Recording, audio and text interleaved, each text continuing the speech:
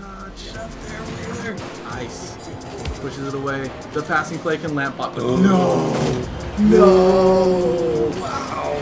Here's coming in as well. This might actually be US Economy going down. She is going to get the flash route. She's going to flash out of the way here. She's going to get down. First blood goes over to the Divide. Junglers get traded over.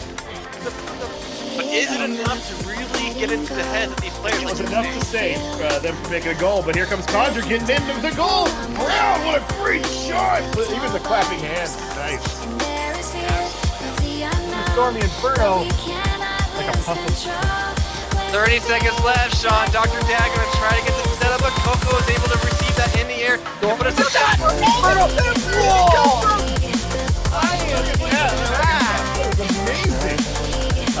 I cannot believe it. They might be able to turn this around. Oh my goodness. The damage is coming in, the Scion coming in as well, but down goes Graves, down goes Bard in the back by Malphite are able to take down Lissandra. Oh my god, what a beefy ultimate coming in from C Sentinel here. SLC God gonna try to take somebody down. 2 kills coming in for C Sentinel, but SLC God goes down as well. C Sentinel brought down low. Bobby's gonna try to shoot something to take her out, but it looks like we might actually get a first ace here. We might actually see a pentakill here, come on! Get the pentakill for C Sentinel, do it for the stream! C Sentinel with the pentakill! Woo! Coco pops it up. Ibot going freestyle. No way! Zero's defense is looking pretty strong right now, but how long can they eventually Conjure? Oh, no! Look at the goal! Almost saved it. Watch how close. The angle that hits him, not the timing. Somebody clip that.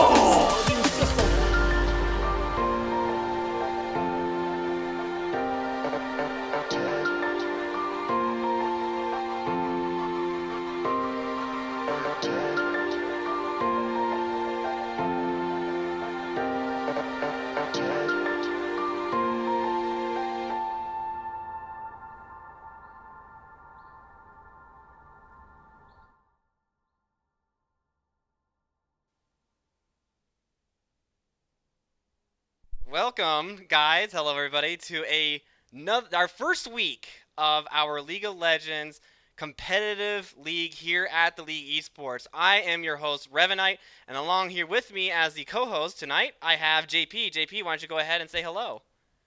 Hello, guys, and welcome to the first Tuesday night of the freaking season.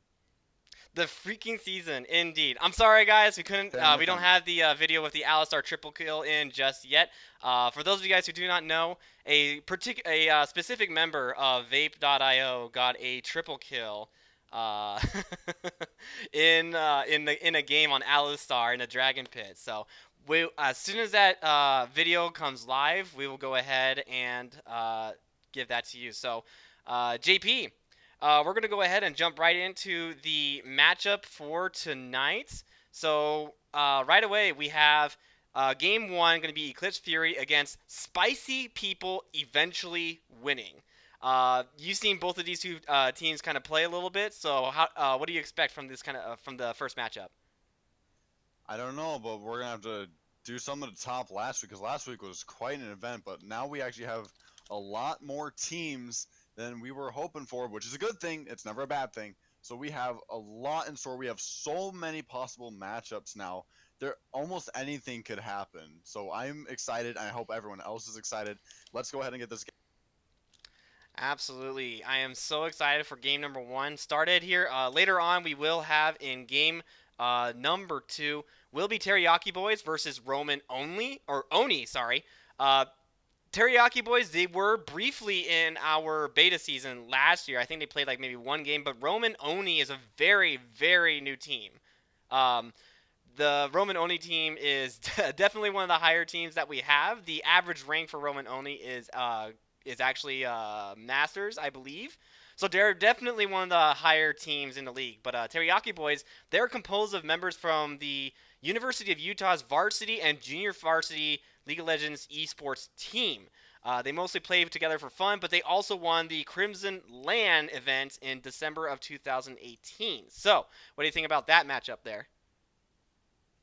That's definitely something crazy to hear. It's nice to have.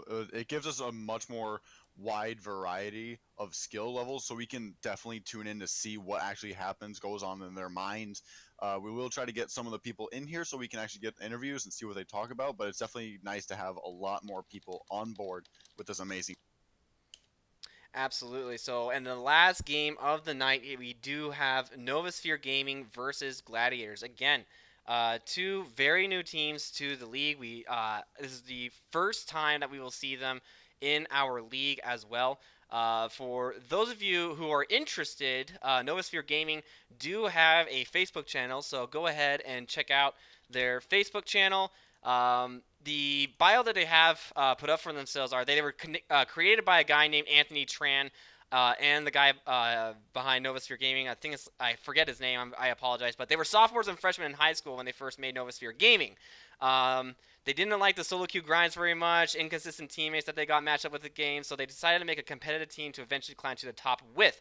And they hope that this year will be the year that they achieve that goal.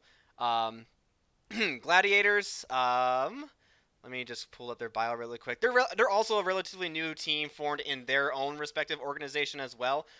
They're ready to battle on a rift, and they say that their jungler is pretty cool. So there we go. We have the team. That's a brief insight into both teams that all the teams that we will have actually tonight. So, JP, are you excited? Are you ready? Oh, I am totally ready. All right, so let me go ahead and get the team captains in here. And yeah, all right, so let me go ahead and invite the team captain for, let's see here. Where is Transpike? There he is. So we'll invite him. We're going to invite Jarlax, who is also the team captain for Spew. That's what we're going to call them tonight. Is Spew, because it's going to be way too long to say if we use Pro Draft. You'll have to explain that one to me, Patient. I'm sorry. I don't know what Pro Draft is. But let's see here. All right, so we have Jarlax, who is in here, and we're going to go ahead and get the coin toss. We're going to get the coin toss done. But 9.2 kind of dropped relatively recently, JP. So why don't you go ahead and kind of break down some of the main talking points of patch 9.2 really quick while we figure out which side who's going to get what side. All right, so the first thing I want to talk about is Sylas. Sylas was just released, and people have mixed opinions about him. His ultimate can steal any other ultimate on the enemy team that he so wishes. So any ultimate that you guys may think you have an advantage with, he can use the same one. It's a very scary thought knowing that he can have any ultimate you want, but other than that, he's kind of definitely a much more mobile champion. Apparently he's much stronger against a melee to melee matchup because he's actually able to get engage. He has a very strong engage with a 2-move E. He dashes first, which grants him a shield to block some damage, and then his second one actually grants him a giant chain that he throws, and it grabs someone and it pulls him to him and knocks them up and stuns them. So it's definitely a giant gateway for if he's facing a Yasuo. He's a complete counter to Yasuo, as in he can steal Yasuo's ultimate and use it right against him. There's nothing you can really do about it. His W is a short range dash that heals him, and his Q is a small area of an X that actually explodes on impact wherever it hits and it crosses. So we also have a couple different things going on with the champions down here. Let me see if I can find something. So Aatrox got a little bit of a decrease in some of the stuff. You got Aurelion Sol. Ooh, this is a new point. There's now been buffering abilities now. So you can queue up an ability to actually recast itself, such as not Aatrox's, Aurelion Sol's Star Surge. So instead of his minimum recast time being 0.65 seconds, it is now 0.25 and can be buffered by tapping Q twice. So you can almost instantly recast it completely. So it's something actually a lot of people are looking for, and it makes him a lot stronger. So we have a couple different things. Irelia has been a little bit different now. Her R duration has been decreased late, and it no longer disarms anyone, which was a huge key component when it came to team fights. It doesn't disarm anyone now, so even if someone walks through it, they can completely still attack. So there's not much not much of a lot of use anymore. So disarm is no longer a debuff in the game. Other than that, there's not a lot of significant changes that I can see, other than possibly Ornn because of the replacement of his W for an unstoppable ability instead of a shield. He now has a much higher base health. So that's something I look forward to in the top lane. But other than that, we have a couple good things looking forward here. I'm not sure what else to talk right now. We have a couple different item changes. No, I think as that pretty well. much just So we covers have everything. I mean, we do Yeah, we have all the teams that are in the lobby now. All right. Spew did win the coin flip, so they will be sticking with blue side tonight. And on the other side, we have Eclipse Fury, who will be on the red side today as well. So, in my opinion, blue side is always easier to play on than red side. However, some people might disagree with me, but we will see. So we're just going to make sure that everybody's in order and that everybody is ready. And we should be set to start going right into picks and bans. Should be. But we'll see.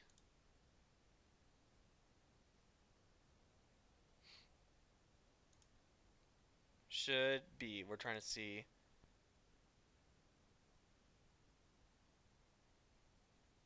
Cat, there we go. And okay, I think we should be ready now. I know I can repeat that as much as I want to, but let's see. I just need both captains to say ready. Ready 1, ready 2. Ready 3, ready 4, ready 5, ready 6, ready 7, ready 8. Come on. We have quite a bit of games to get to tonight. We do. We have 3 games. Okay. Alrighty, so I believe we are ready. And we are going to go ahead and get right into picks and bans. Can we get donations? Can we do a Kickstarter to have JP a new mic? One of these days we will. Alright, so. No, don't worry, I will. One of these days we will. Alright, so finally we are in the first game, and right away Transpike's Pantheon gets banned. I know for a fact that is a target ban, because Transpike easily is probably one of the best Pantheons that I've seen. I know that he plays regionally as well on Pantheon, so it's very important to see that one. But the Janna ban coming in as well, so what do you think about that ban? Definitely something I know supports are looking for. Janna has actually been recently risen to the top of the ranks as a support, and she's been doing very well lately. So we definitely see a Yasuo and a Orianna ban coming in. So those are two very strong picks in team fights. Absolutely. Yasuo's, that's going to be a target ban. Not against Mage Singer, but I believe against NSG Lenny. But look at all the target bans coming in against Mage Seeker here. I mean, we have Orianna banned, Syndra banned. We saw Mage Seeker in the trailer earlier get a pentakill on Orianna, and I've seen him play also on Syndra, and he is definitely dangerous on that champion. Alrighty, and the Morgana takeaway as well. That's going to be the support Morgana gone. I think that's a pretty good ban. I think Morgana is a very good support right now. I don't think she's S tier, or actually, yeah, she is S tier, but it's a very good takeaway there. And Lucian gets first pick for Spew. That will be their ADC right there, picked already Lucian. So yeah, I definitely think with the Orianna targeted ban, I'm gonna try to look forward to see if anyone doesn't ban Orianna against Mage Seeker. I want to see what happens if he does get it again. Will he pull off what he did last time? So it seems that they've already picked into their ADC on Eclipse Fury, Sivir against Illusion. Absolutely. So here we go. We have Rengar gets taken in, Sivir gets taken in. 2 very good late game champions in my opinion. So we'll see how that fleshes out in the game. But Sivir gets really good in the late game. He's top 10 in the world. Okay, so Transpike is actually top 10 in the world on Pantheon, JP. You're really? Yeah, yeah. That's a fact. Oh my yep, gosh. SLC God, who is a member of Eclipse Fury, that their must be substitute why. jungler, he's confirmed that Transpike is top 10 in the world on Doesn't that Pantheon. mean he's challenger? He's Diamond, but on Pantheon specifically, he's top 10 in the world. Maybe because nobody really plays God. Pantheon. Who knows? Yeah, He's a good champion, don't get me wrong. It's just not a lot of people like playing with. He's just such freelo. You want to get that raw skill. It's just so much better and much more satisfying than it is just point and click. Because that's not the point of League. You got to put effort into this game to get something out of it. So as we see a Sona picked for Sona Lucian bottom lane. So will Mage Seeker pick for the support, or will he pick his mid lane? We'll see. Sona gets picked in for Werecat, and that will be a locked in. So Poppy and Sona. Werecat's very comfortable on Sona if she doesn't have access to Na'Vi.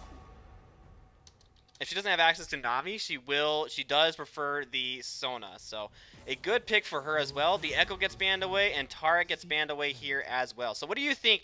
What are you looking for the next bans coming up for Spew and Eclipse Fury? For Eclipse Fury, I'm hoping that they'll ban a little bit more of their CC components, because they're getting kind of close to a lot of assassins here. There's not a lot of people that can sustain everything. So it's something that they might have to look out forwards, especially because they have a Poppy on the other hand. If you get anywhere close to the wall, there might be.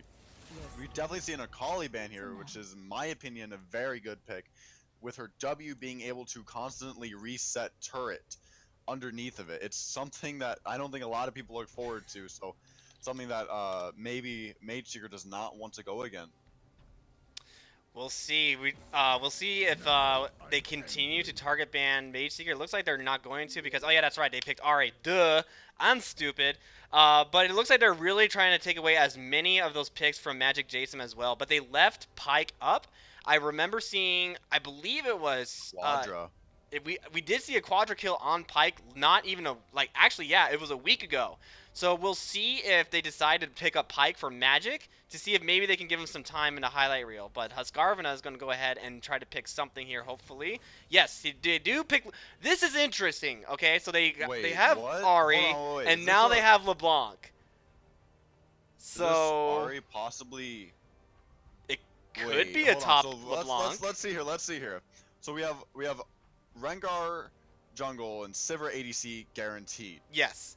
So is this a competition between Ahri and LeBlanc mid, or is LeBlanc taking up a secondary role, or is Ahri taking up a secondary role? She So we could have be flex top. Kassadin going mid. Which, in my opinion, it depend upon who goes mid lane. Kassadin may or may not be weak against. We'll have to see here. We'll have to give it just a little bit more time. We're about to see the last pick here from both teams, and we'll finally be able to make some sense of what is going on. So we have a Yorick going jungle, or is that Poppy jungle? It could be. It's probably That's gonna top. be a Poppy jungle. They mispicked LeBlanc. That's probably a Poppy jungle. They mispicked LeBlanc. they mispicked. So okay. I think what we're gonna have to do here, we're gonna have to do a quick remake. Okay, so we're gonna do a quick remake. We're gonna do a remake because, yeah. So everybody needs to quit that lobby, and we're gonna have to remake it. But we have to keep the teams as they were. We can. Right. Can't just... The picks and bans up until the LeBlanc pick are the same. Nothing changes there. But it was a misclick there. Kurohamate? Is that how you would say that? Alright, thanks JP. Thanks you so much for following Kurohamate. I hope I'm saying that right, but thank you so much for following. Alright, so we're going to go back to the caster desk while everybody gets back in here again. And we're going to fix that. Alright, and we already had this talk about trying not to have any problems, but here we... Don't worry. We'll get through it. We'll get a nice, good game. This is just all suspense for the major buildup of what's going.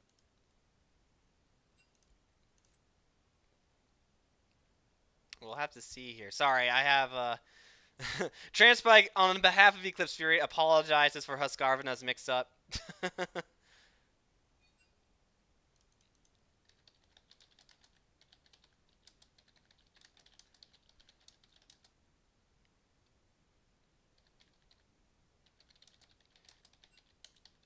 Okay.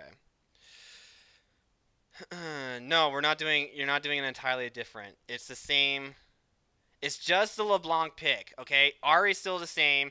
Rengar's still the same. Sivir's still the same. The bans are still the same. It's just the picks, okay? The picks are what's different. Just so that you guys know. Alright. Alright. We should have made them play. It might be better this way. Who knows?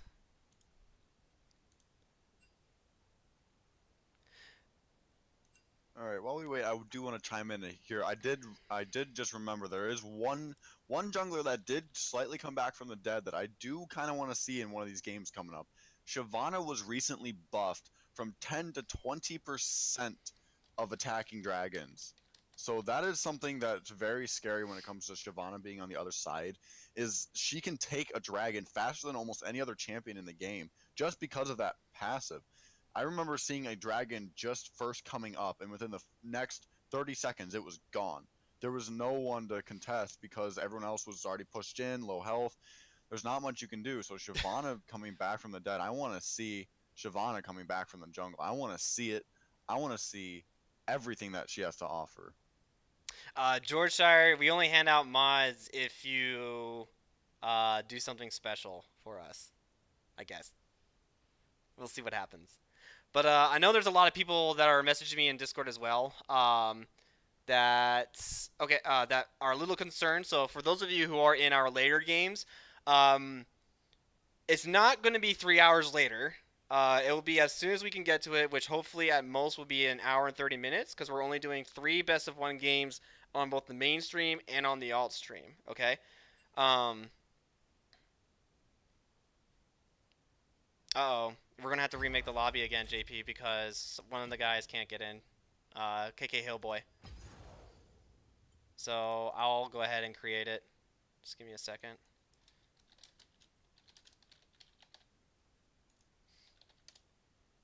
Alright. Anyways, we do...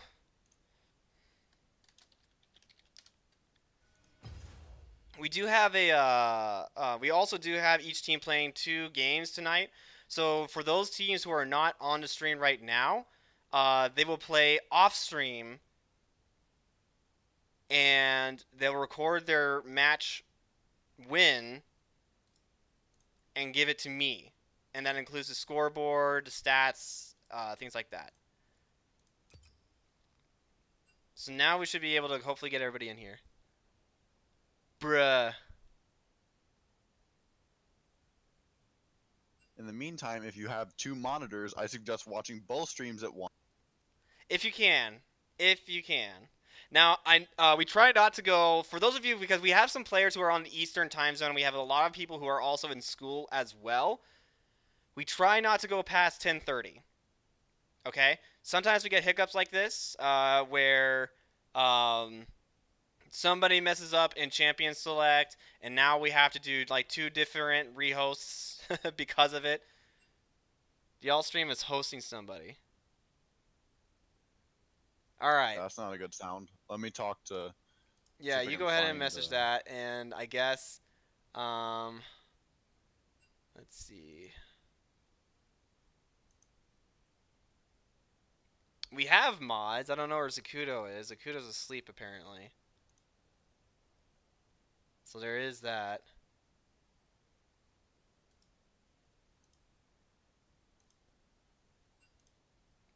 Alright, let's see. Are you ready? Are you ready now?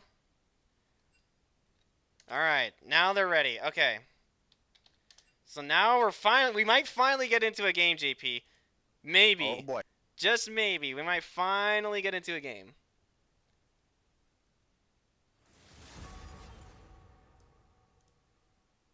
And, alright. Now we are back in. We're back in, guys, okay? We're back in. I'm sorry about the delay. Everybody can go ahead and just blame Husqvarna for that, okay? Alright. So here we go. We're back in it again.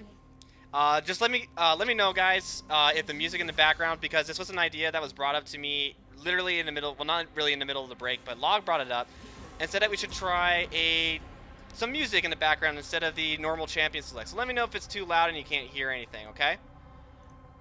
But but we're gonna try something different instead of the regular League of Legends Summoner's Rift music, okay? So you guys let me know if the background music's too loud. But JP, we should be seeing the same picks. So same picks, Huh. same pans. I wonder who they're gonna pick. It might be Sivir. It should be Sivir. Oh, there it is, the Sivir pick. How did I know? Oh, who you called it? I Alright. bet they're gonna pick Rengar here too. Alright. Oh my gosh, we're Oh my geniuses. God. And then Poppy and Alright, Sona are let's gonna look- get okay, picked. so what is Husqvarna actually going to pick? Was that their support role? Because I believe that was the only person they had left to pick. Because Magic Jasm actually was going to pick Darius. It looked like. So Was. let's actually figure out what Husqvarna is going to pick this time. Let's see. Now the bans might be a little bit tricky here, okay? They might decide to ban away Echo. They might decide to ban. They might decide to ban away Taric and Alistar. Who knows? Oh, they messed up the order. It's supposed to be Taric and then Alistar. Whoops. Alrighty. So now we're going to see what they pick. So now we are reset again. So they're going to pick Leona. Okay, so now Spew can go ahead and pick in their next two champions. So the Leona pick to counteract Sona. I personally like this. Pick because Leona is like Sona does not want to be engaged upon, and Leona's very, very good at doing that. Sona's also very immobile as well. So if she's caught out by this Leona, it's game over for her. But what do you think, JP? Not much. I'm just looking at they picked Swain on the other side instead. So is that supposed to be a different pick? Nah, okay. Now they're picking. Nope. Okay. All right. Okay, so now we see the official picks that we are going with. No more changes. No more delays. We are getting this game going. So we have Eclipse Fury with Darius in the top lane. We got Rengar in the jungle. We have oh wait, it's a Darius top lane. Let's Hey, go. I'm there we gonna root go. for that. So, alright, sorry, Darius main over here. So, Ahri mid lane, Sivir and Leona bottom lane. I am extremely excited to see the Sivir and Leona. I think they have a really strong combo against the Sona and Lucian because they all rely on mobility, and if someone gets caught out by Leona, that might not end so well for someone on the other team. But on the other side, they do have a sometimes dreaded Poppy jungle. I mean, we've seen Poppy before here, and what's ended up happening is the Poppy just starts shredding everyone. She just takes the hits, and I believe she can stop Rengar's ultimate. She can stop Ahri's dashes. She can stop Leona's E grab. So there's a couple different uses for Poppy going into the jungle. So it will definitely be something interesting to see here. Swain actually just switched to Ignite last second instead of Cleanse, so that was a close play. But yeah, Yorick versus Darius top lane, Poppy versus Rengar jungle, Swain and Ahri mid lane, Lucian Sona against Sivir Leona. I think we have a great. We'll definitely have to see, bruh. All right, so let's go ahead and go back to the caster desk while we wait for the game to start. But I think you're absolutely right. I think the team fighting for potential for both teams are very, very good. Okay, I like the Lucian pick. Lucian is a very good pick, especially like early in the mid. He's a very good lane bully. Scales really well in the mid and early game. Sivir, however, she's a very good late game threat. Okay, when she gets her items, those ricochets are very, very, very, very bad to be hit by. Okay, so her team fighting in the late game is very good. Lucian, on the other hand, he's good. He's good. I like it.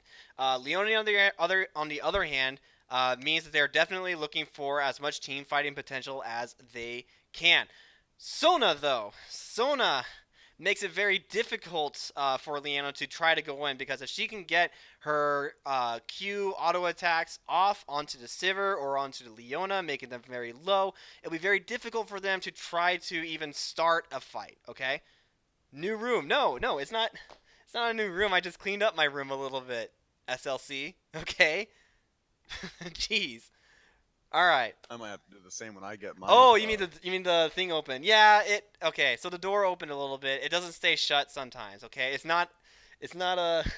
It's not a ghost. That's actually creepy. My chat is freaking out because they think I'm gonna be haunted by a I can ghost. see it.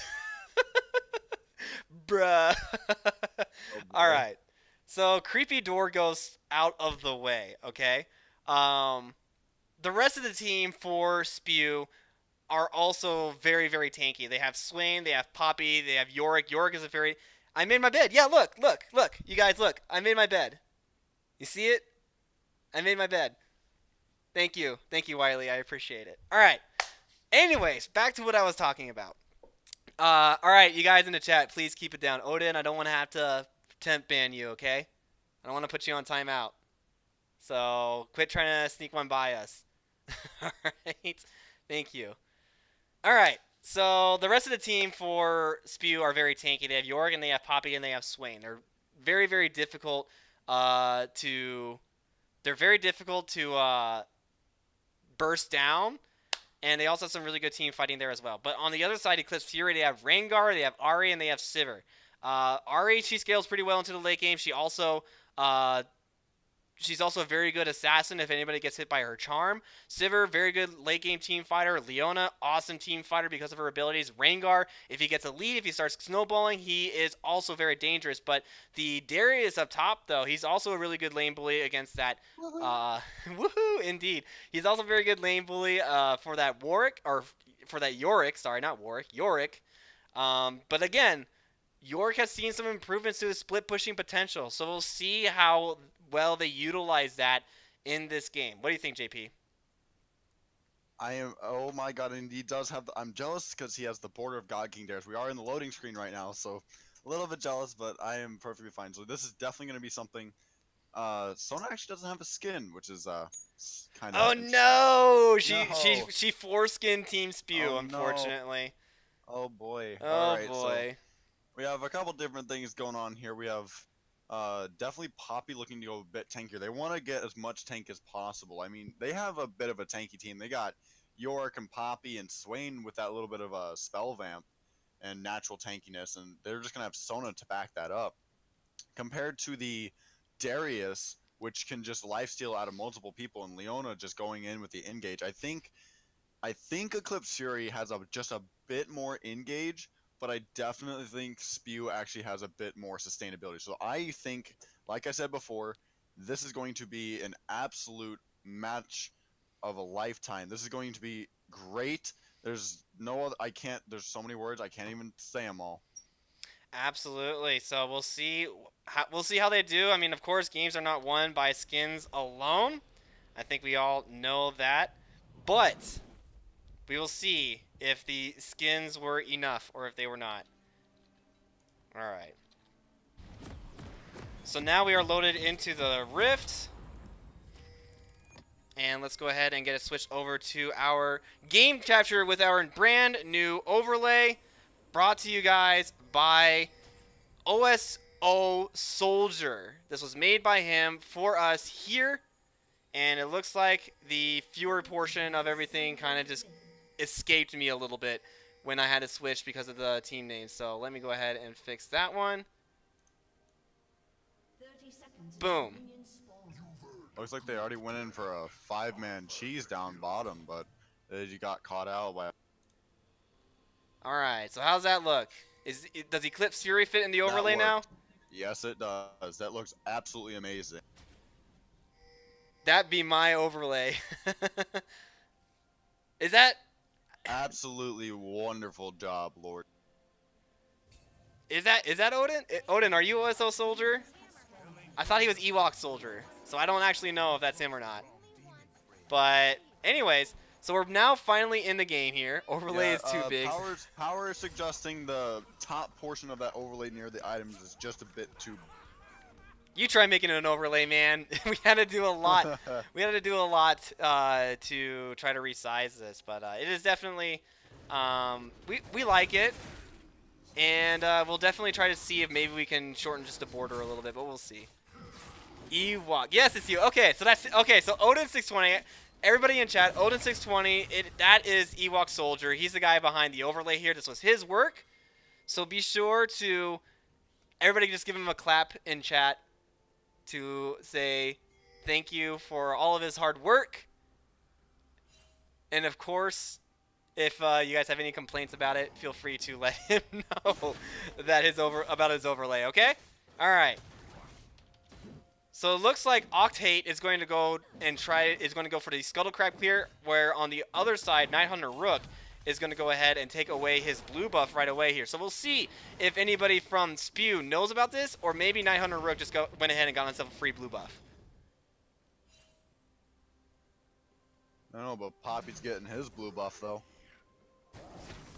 All right, so it looks like Poppy did think that he was going to take his blue buff, so that is good. So now they're 5-stack Darius in the top lane. This might be first blood.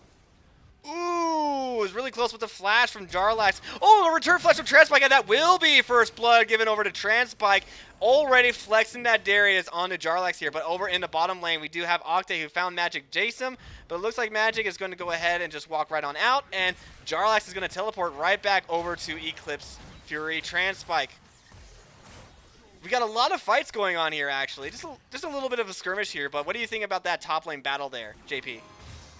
Definitely reminded me of when I first played, and when I first played my tournament game in this, and I had the Darius. That's almost exactly what I did last time. You walk back, you get 5-stacked, and then even if you just take the slightest step back into lane, you will have to expect a Darius coming right back to attack you, because that's just giving him that bonus AD. It's just not something you want to do. But yeah, it was definitely very, very good play by Darius, making the return flash. So both flashes are down in top lane, which gives Darius just that little bit of leeway, especially because Yorick did use teleport to get back. With a little bit of a skirmish going. Doesn't seem like much. Okay, so we did have a little bit of fight mid, did trade. Ahri's running a bit low on mana here. But junglers are taking their sweet time. They're going to wait till they're a bit higher level to gank. Just because every lane's kind of evened out right now. We're still waiting for bottom lane to do anything special. Both of them have very high HP. Both of them have very high mana. They're very conservative. So they're just gonna it's just gonna be a fight for bottom lane. I think the junglers are gonna come there. So I'm actually predicting possibly a Rengar and Poppy will both be down there at the same time. So we might see a 3v3. Ahri looking a bit cheeky in mid lane, getting that side swipe from her Q. So I don't know where my buddy Rev Knight went, but I will cover for him as much as I can. Got a couple things going in top lane. Yorick's trying to use his E, which is basically a mark that he can use for his passive to throw his little monsters on top of people. And it's just a nice way to harass someone who actually has lifesteal, such as Darius. We have a couple things going on. Both junglers are still running around, and they're just waiting for the higher levels. So we got Poppy in the top. We got possibly not quite spawning Rengar, but Darius is kind of heading down. Rengar might be heading down too. They did spot the Poppy. Darius is right there. He might actually grab Poppy over the barrier. Yes, oof, he did, but it actually returned her on the other side. Absolutely. So he did grab him. You're absolutely right over the wall there, but it looked like they didn't want to actually pick that fight at all. So instead, Poppy's just going to go ahead and walk right on out. No problem, no harm, no foul. But so far, Transpike's on a little bit, just a little bit, guys. Teeny tiny bit of a CS loss here against this Yorick of Jarlax here. So Transpike, not a huge deal. Not going to be thinking it's a huge deal because he did get the 300 gold from the kill and first blood gold as well. So not a huge deal. I just like picking on Transpike. Yeah, especially because I'm going to be watching him with that Darius. I want him to show him what Darius can actually do. So I'm still waiting to see junglers seeing what they're going to do here, because none of them have shown much presence yet. So no one knows where they might be. We have we have a lot of wards in the top lane from what is that? Spew on, yeah, so if Spew ward has, actually no, that is, man, there's so many wards that I can even tell. So that is Eclipse Fury's wards everywhere in the top jungle, so making sure that Poppy does not come up there, because Darius is starting to look a bit killable.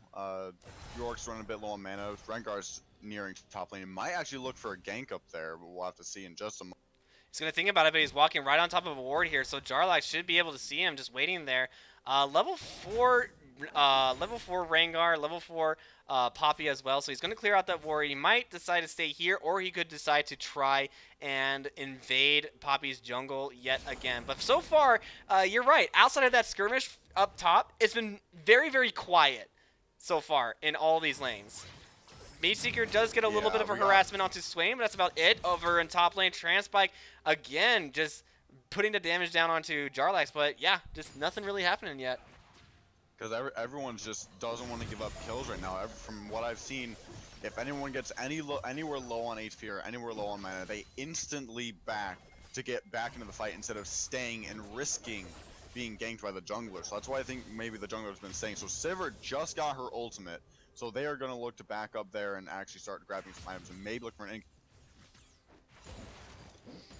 All right, so they will see each other over there, but nothing's going to really happen, as it looks like Nighthunter is just going to be perfectly content with just showing his face there. Lots of pings going down for Eclipse Fury. It looks like they might try to decide to set something up here, but we will see, as it looks like Nighthunter is just going to be hanging out over in that blue side river right there. But we'll see what he does. Not sure. He's roaming around. He's waiting to see if. Oh, he's Oh! trying to steal the blue buff, timing it. I'm but sorry to it- interrupt, but Mageseeker just went in on NSG Lenny. NSG Lenny might actually go down here, and that will be another kill over to Mageseeker here. It wasn't the cleanest of kills, but it definitely got the job done, and that is Mageseeker getting a lead in this mid lane. My camera did not go over that. I did not see that happening. I do apologize. We have Darius coming in over here. Rengar might come to. They might come to assist, and they are going to try to take away this Toad away from Octade, and Octade is just going to go ahead and have to back here. But Transpike doesn't seem to be quite done yet, even though it looks like Nighthunter Rook just wants to back, but I believe that would... Oh, he does get the E over the wall onto Octade. That is unbelievable, and it looks like Octade will have to burn Flash here, but the Flash comes in for Transpike, and the ultimate comes down as well, but Transpike is going to get double blast over to Jarlax. Buff transfer complete. Octade is going to be okay with that one. And I believe that also was a shutdown gold because the Darius of Transpike actually had 2 kills right before that death. So that is going to be some extra for York over here. Now as we see, York is a bit far up. He is still about 500 behind just because of that first blood. We might see Rengar. Oh, no, Rengar definitely. Oh, Wait. but the return flash of this might actually be a kill on the Nighthunter Rook. And Jarlax continues to try to fight this. He will be using the minions to his advantage here, I guess, for a little bit. But he is very, very low, and there is no flash, and that will be the kill. But over in bot lane, KK Hillboy got the kill onto Leona as well. He has to run for his life. Huskarvana keeps trying to go for the kill, but this might actually be a turnaround. And so far, Spew turning it around against Eclipse Fury. I would not have guessed this. I swear we just went from 0-1 to 4-4 in a matter of at least a minute. This is absolute insanity. Like I said, we are going to get a match here. So I'm going to go ahead and take a little bit of a gold break here. So we have very, very even stats here, except for bottom lane. We have a 300 gold difference lead for Darius in the top lane. So that will be Spew's Dragon actually, but Darius has 300 gold advantage in top lane. The junglers are only separated by about 100 gold right now. Swain is down by 200, and ADCs are separated by at least 100. And we have Leona up 1,000 to Sona right now. So that's something that I actually might be looking into just for a bit of an advantage. So it's definitely something that we're going to have to be keeping an eye out throughout the game. But yeah, it's been an absolute skirmish here with little fights then and there. It was a good turnaround for NSG Lenny over in the bot lane, helping out, keeping Lucian alive, and keep making sure. Oh, we have a small engagement. We do have an engagement. The ultimate goes down onto Werecat. That will be a dead Sona. She dies quiet. Nighthunter Rook does whiff the E though, but over in jungle as well, it looks like Octade does catch out Transpike, and they do scuffle a little bit here, but over in bot lane, just a lot of fights happening, but only Werecat gets taken down there, and she dies oh so quietly. It's the saddest of deaths. It was a very sad death. She did have to use ultimate, but she did manage to save Lucian. So that is a key component of being a support. So she did her job and got out of there. So we do have a bit of, so that was a bit of a skirmish in the top jungle. We had Darius versus Poppy, but Poppy was able to use her ultimate and get her out of there, just so in case. We do have a little bit, so they're fighting a little bit on the turret. We got turrets being pushed all over by Eclipse Fury right now. So they're just it's just gonna be small skirmishes here and there, and everyone just goes right back to farming as if nothing happened. So it's gonna be a little bit of a bumpy ride. We're gonna have to wait and see what happens. There's been no major team fights yet, which we will be probably seeing soon, as the next dragon coming up is Infernal. So that is going to be a big portion of the game, since both teams have high damage dealing people. Oof. It is the charm in mid. He does get chonked. I mean, Mageseeker is 2 levels ahead of NSG Lenny here. And also very ahead in farm as well. Almost 30 creep score ahead actually of NSG Lenny. So We'll have to see here, but that does translate into quite a big lead here. And it looks like the ultimate and the Ignite goes down. An easy pickup for Mage Seeker onto NSG Lenny. And again, I want to stress, Mage Seeker is a very good mid laner. You guys got to watch out for him. So maybe for if any other teams are currently watching, we have a small little fight in top lane, but I don't think Darius is going to get much out of it because that wall. You just want to see blood from Darius, huh? You just want to see Darius make things bleed. No, I'm sorry. So a little bit of your inner sorry, murder man okay. just went out. Oh wait, we have a Leon. The Leona goes in onto Werecat, and once again, the Sona dies. The root this time from 900 Rook does hit Killboy, but again, it looks like it will just be the Sona that goes down here, and this is one of the things that I talked about. But over in top lane, we do have a little bit more of a fight. This might actually be your boy Transpike going down. All of those, ghouls from New York are trying to chase him, but he will burn Ghost to be able to get the heck out of there. And he still got away. He did manage. The wall went down at just the right time for him to escape and get the Q. I forget the name of it. I want to get the name of that. I play Darius and don't even know the name of his abilities. So his Q, which is his massive spin around, kind of like Garen, but he only spins once instead of I don't know how many times Garen wants to play Beyblade. But so yeah, so Yorick will definitely have a lot more turret pressure than Darius in this game due to the fact of his ultimate and his Q that stacks off of it. It's just absolutely insane. So. And Yorick actually was one of the recent ones I did forget to talk about. I didn't think we'd actually see it, but Yorick did get a small rework. Instead of having a chance of a grave spawning for his passive, it is guaranteed if he does kill someone with his Q, and champions will always drop graves. Oh, we're getting another fight over in bottom lane. This time, Werecat does have flash. He does flash out of the way here, but Husqvarna is getting really low. But the ultimate comes down from Leona, and Hillboy does take down and get the shutdown gold onto the Sivir here. And now it's just Magic Jason trying to run for his life. He does have flash, but does Killboy have access to his E? It looks like he is going to be allowed to live by KK Hillboy, at least for now. But this time, Werecat had flash, and she did not die from the Leona engage. So like I chimed in earlier, the Sona is doing her job. She is keeping Lucian alive, so just slowly but surely, he is just making that comeback of an ADC that should be doing what he's doing. He's staying back, he's getting the farm and only engaging when necessary. He's doing such a great job in bottom lane right now. A little bit of a trade-off in mid lane. A little bit of a trade here. Looks like NSG Lenny is going to do what he can, using that quick footwork to try to dodge as many of the abilities from Mage Seeker as he can. But again, oh, he dodges the charm there, but it's not going to be enough because he does have Bird Flash. He's trying to get onto Mage Seeker as best as he can here, but he does not have the healing from the minions. The minions do show up, and finally he will lose the ultimate though. But the Octahate comes in and gets the shutdown gold onto Mage Seeker, so Mage Seeker goes down, but again, Transpike gets flashed out by Jarlax, and Jarlax takes him down. So much fighting actually happening here, as it looks like the bottom lane a skirmish almost happened, but for right now, it looks like Magic more than happy to just take down a couple of wards, and Werecat going to do her best to take out this ward, but Jarlax is overpowering Transpike on this Darius pick. So he did get the turret, as I mentioned. Darius does not have as much turret pressure as Yorick does, especially with that Q. The fact that every Q that comes from Yorick will do minimum, like almost 10% of your HP just because of his ultimate. You don't want to fight him or get caught by him, especially if you're a bit low. Darius does seem, it's all about getting the poke from Yorick's E, which marks the enemy, not only slowing them down, not only doing a bit of their percent of HP, but sending all of his ghouls to attack for him. And even if it's just a little bit of damage, that little bit of damage adds up very quickly. He will be looking to get a little bit more of that turret with his ultimate, but it's just definitely something that they might have to start watching out for. He's going for a build that will allow him to push. I mean, Triforce is just such a necessity on him, that Q. Darius does not have Triforce yet, so that's what allowed him just a little bit more of an advantage. A good job there by Octahate, but again, another fight going down in bottom lane. That will be Hillboy going down. That gold going right over to Rengar. Werecat goes down too, and it's a really big fight over here. But so far, 2 members of Spew just went down. The bottom lane is gone, and 4 members of Eclipse Fury are here to put some more pressure on this bottom lane tower. We haven't seen a tower. Oh no, top lane tower went down. Never mind. I was going to say we haven't seen a tower gone down yet, but it looks like Jarlax did his job over on top, took away Darius' tower. so they will not be getting the first tower gold here. But again, they're doing pretty well on the objective control. They have themselves a Infernal Dragon, but they have yet to take a tower just yet. Yes, some of their solo lanes are winning, but it's not converting into objective plays just yet.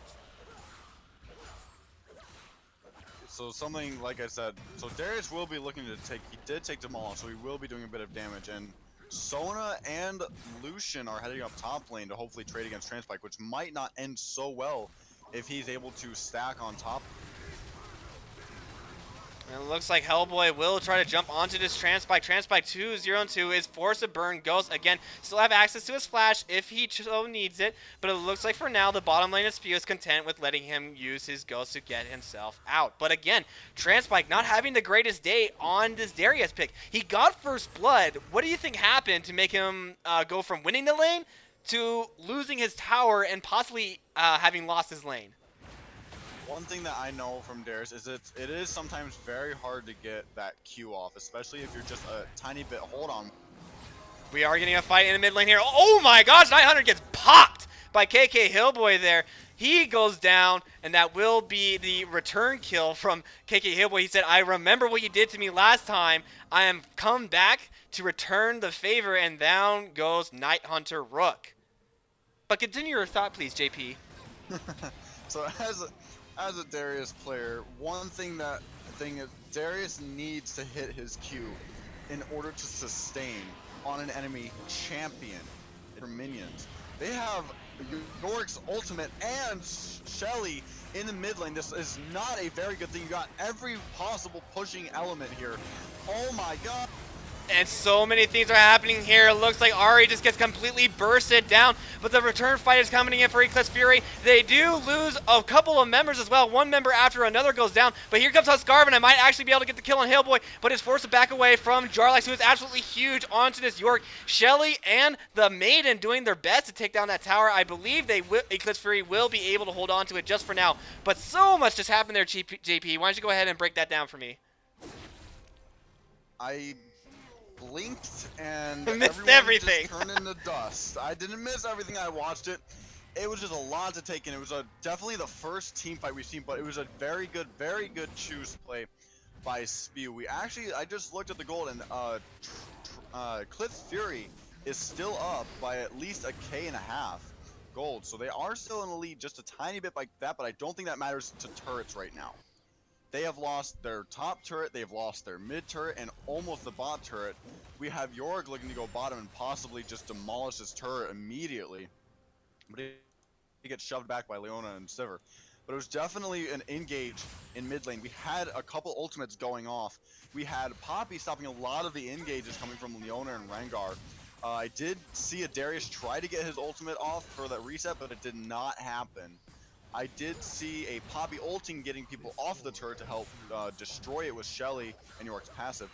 And there was also a Sona ultimate on a couple people just to stop them from completely obliterating the rest of the team. So there was definitely a lot that happened. They got mid turret, they just about got the second turret, and I think they just might, as they NSG Lenny is shoving the wave into it.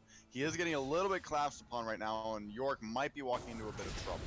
But he does have flash, so NSG Lenny goes away. Yorick's not going to be in trouble, but it looks like oh well, he might be now because he decided to pick a fight with Huskarvan. It is forced to burn flash, but man, that guy is fast.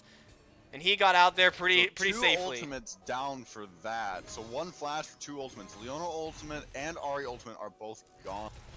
So one thing I'm seeing now is Sona and Lucian are still in the bot lane. They really want to keep Darius. They know the power of Darius. So Ahri is coming in to hopefully, possibly. Oh, there we go. We'll see what happens here, but we do have another fight here. This might be 900 Rook going down, and it will be 900 Rook going down. But over in the jungle there, Transpike demolishes Werecat, sends her to her grave. Unfortunately for her, but Magic Jason also forced to try to run as well, and that will be a double kill given over to the Yorick. Octahate's going to try to chase down Huskarvan. Huskarvan is really low, but it's very difficult to try to catch this Sivir, but he does. So anyways, he might actually be able to get the kill. Nope, he is going to be able to walk right out. But another team fight happening over here. It looks like NSG Lenny is going to go in on Mageseeker. Mageseeker goes down to Zhonya's, comes in, and that will be 4 dead for 1 for Spew. And Spew going to go ahead and take that dragon handily here. But man, this, so far, it looks like everything is kind of going Spew's way right now.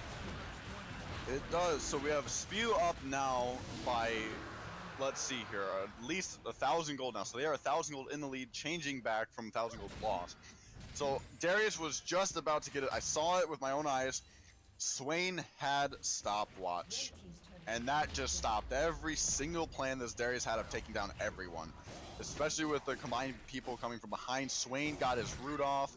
York completely trapped him in his W, and there's just no mobility left for Darius over here. So we have Rengar kind of poking his head around in mid lane, hoping to get him off. We have a couple. Oh, we have Leona going. She really wants to kill the Jarlax here. Jarlax, they're using a lot on this Jarlax here, but it looks like he might still be able to get out. I mean, he's just so fast. I mean, Jarlax, you can't catch him. He's like a cheetah. He just goes vroom. I mean, that V6 engine or V8 engine or V12, whatever you want to call it, V12. We'll go with V12. Just runs away while everybody else is still running on V8s. There it is. That's what I was trying to say. So definitely, he's just so fast. Oh, and now he has the split push capability. There is the ZZ Rot itself. If he starts split pushing, someone will have to respond. Possibly even two, because he can almost take down any person he wants to fight at this stage. He can take down Darius solo. Rengar can't jump out of his W. There might be no hope for this point right now because York is already gaining his split pushing capabilities. So we have to look out for York just split pushing, and they might have to send 2 or 3 people to possibly stop him or at least defend the turret. But that leaves other lanes vulnerable. This is not starting to end well for Eclipse Fury. I'm trying to see if Eclipse Fury wants to get a good team fight off, kill 2 or 3 of the members of Spew over here, and possibly then take down York to grab a Baron power play. We will see. So far, I mean, look at look at all that damage on Huskarvin. Huskarvin forced to run, but over in the mid lane here, Transpike does get caught out. The ultimate does go down onto the Leona though, but the health bars for Spew are going down. But it looks like Magic Jason's all by himself. As Octahate is keeping multiple members of Eclipse Fury occupied. Huskarvin shows up as well. But ooh, the dunk comes in. The dunk master itself takes down Octahate. Octahate goes down, and Huskarvin will take down KK Hillboy as well. And Jarlax is just going to be led to his own devices, forced to keep knocking on this tower's door. But the pings are coming in for Eclipse Fury. They want this Baron. They need to do something because right now that team fight was completely in favor of Eclipse Fury, and that might be enough for them to come back if they can get this Baron. Did I not just say that was what's I want to happen? I swear I just said they are going to look for a team fight, kill 2 or 3 people, and then possibly look for a York or Baron play. And so this is exactly what happened. They got the people they needed to, and now they're starting to pull back ahead. They got the mid, they finally got a turret. Eclipse Fury has finally taken down, at just about 25 minutes in the game, Spew's first turret of defense. Absolutely. So 900 Rick going to do what he can to also take down the tower over in top lane here. We do have some members of Spew moving to try to contest this, but it looks like he's just going to be able to get this tower and walk right on out. And we'll have to see what the next play here for Eclipse Fury is going to be. On the flip side, Spew is doing what they can to keep themselves in the lead here. They do have the turret advantage. There's 5 turrets taken down by Spew to the 2 of Eclipse Fury. So the map is pretty open for Spew to be able to collapse upon multiple members of Eclipse Fury. So we'll see what they do here, but I think the right call here is somebody is going to try to make a call for Baron, and that will be the game decider here. That will decide which team is going to win this game, so we will see. It looks like Spew is trying to get set up for it, but it could be dangerous as Eclipse Fury, they smell it. They know what's happening here. Nighthunter Rook, he is ready for it, and everybody from Spew and Eclipse Fury is posturing around this dragon, this Baron. I am getting my creatures mixed up here, and I apologize, my guys. But so far, nobody quite willing to pull the trigger just yet. Everyone's just kind of dancing right now. We're just going to have to see who has the bigger set of gonads, who has the biggest cojones to start this fight. Because whoever loses this fight will definitely lose Baron and be on the back foot for quite a while. And that charm does hit on KK Hillboy, and he will go down. Mage Seeker does go down for it as well. But the team fight did get started here by a pick onto KK Hillboy. Illusion goes down. It looks like Magic Jason's going to go down. Eclipse Fury, those Hellbirds are getting wigged, and here comes Huskarvin. 900 Rook tries to jump onto Octahate. Octahate's forced to back off. 900 Rook flashes as well. Multiple flashes being burnt out here, but Huskarvin goes down in the backline there. Transpike goes down as well. Eclipse Fury, only Nighthunter Rook is left, and multiple members of Spew are still alive, and this could possibly be Baron for Spew. something you don't like to see is a failed ultimate from my boy Darius. He was so close to getting 5 stacks on multiple different people, but it just did not happen. Everyone was able to completely just walk away and deny the fact that they don't want him to get the ultimate. It was just a couple people that, like I said, with that Sona, she's able to keep her teammates alive, and it's just not a very good thing. He's trying to go for the steal. Is he going to be able to get it? It is going down low. He does get rooted. NSC Lenny, he pops him like a fresh fruit or a rotten fruit, whichever you want to call it, and that will be Baron going down for Spew. So Spew, they got themselves such a huge lead off of that Baron. This might spell disaster for Eclipse Fury, especially with Earth Dragon being up, and now Sona and Lucian are looking for it. So this with Earth Dragon, Ocean, and Infernal, this might not end so well for Eclipse Fury over here. They do still have the potential to kill. They just gotta engage on the right people. I think they really have to get rid of the Sona, who's constantly healing her teammates and getting rid of the fact that she says, what damage? What do you mean you're doing damage to us? I don't see any damage. So it's just something that the Eclipse Fury has to look out for. So right now we see we have York at a bounty of 900. That's and insane. Swain at a bounty of 600. York is 6-1-7. This is absolutely insane. He went from being 0-1, and look where he is now. He's gotten 6 kills and 7 assists in a row. I just have to say, insanity. I am really, really liking what this Spew roster is turning into right now. They look very, very good. Jarlaxle is proving that he is quite the force on this York pick so far. Transpike, although higher in rank, is being is being made to look pretty not so good, and that will be the catch onto 900 Rook as well. This could actually be an inhibitor take for Spew. I was questioning Rengar's motives there. Just he knows that. I'm going to have to interrupt you because that team fight, whoopsies, that team fight just happened here, and that will be multiple members of Eclipse Fury going down once again. Mageseeker has to flash up and out of the way there. Husqvarna goes down as well. Mageseeker is still alive, but that is only 2 members of Eclipse Fury still left. Transpike is trying to do what he can here. He is trying to jump onto this Jarlaxle, trying to collect some of that bounty. He does get the shutdown gold. NSG Lenny pops Mageseeker like a bubble. Transpike is going to try to keep fighting against NSG Lenny, but NSG Lenny gets himself a double kill, flashes the email for his trouble, and that will be inhibitor going down. He is going to try to go for a couple of towers, it looks like, but 900 Rook is still alive. This team fight is not quite done yet, boys and girls. The ultimate goes down. NSG Lenny, he pops his Zhonya's. He still has that, and 900 Rook is going to try to do what he can, but NSG Lenny, his health bar is pretty low, and it looks like the call for the rest of the team will be for him to go back.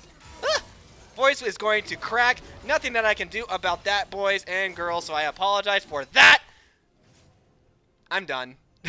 Do something, JP. I want to point out, I want to say something right here. Mageseeker did a fantastic job. We saw Lucian use his Bork right on top of Ahri, and Ahri was able to ult. She still had her 3rd ultimate going, so she was able to dash one last time and actually charm him, Q him, and actually flash away and get away safely before she just kind of ended right then and there. So there wasn't much.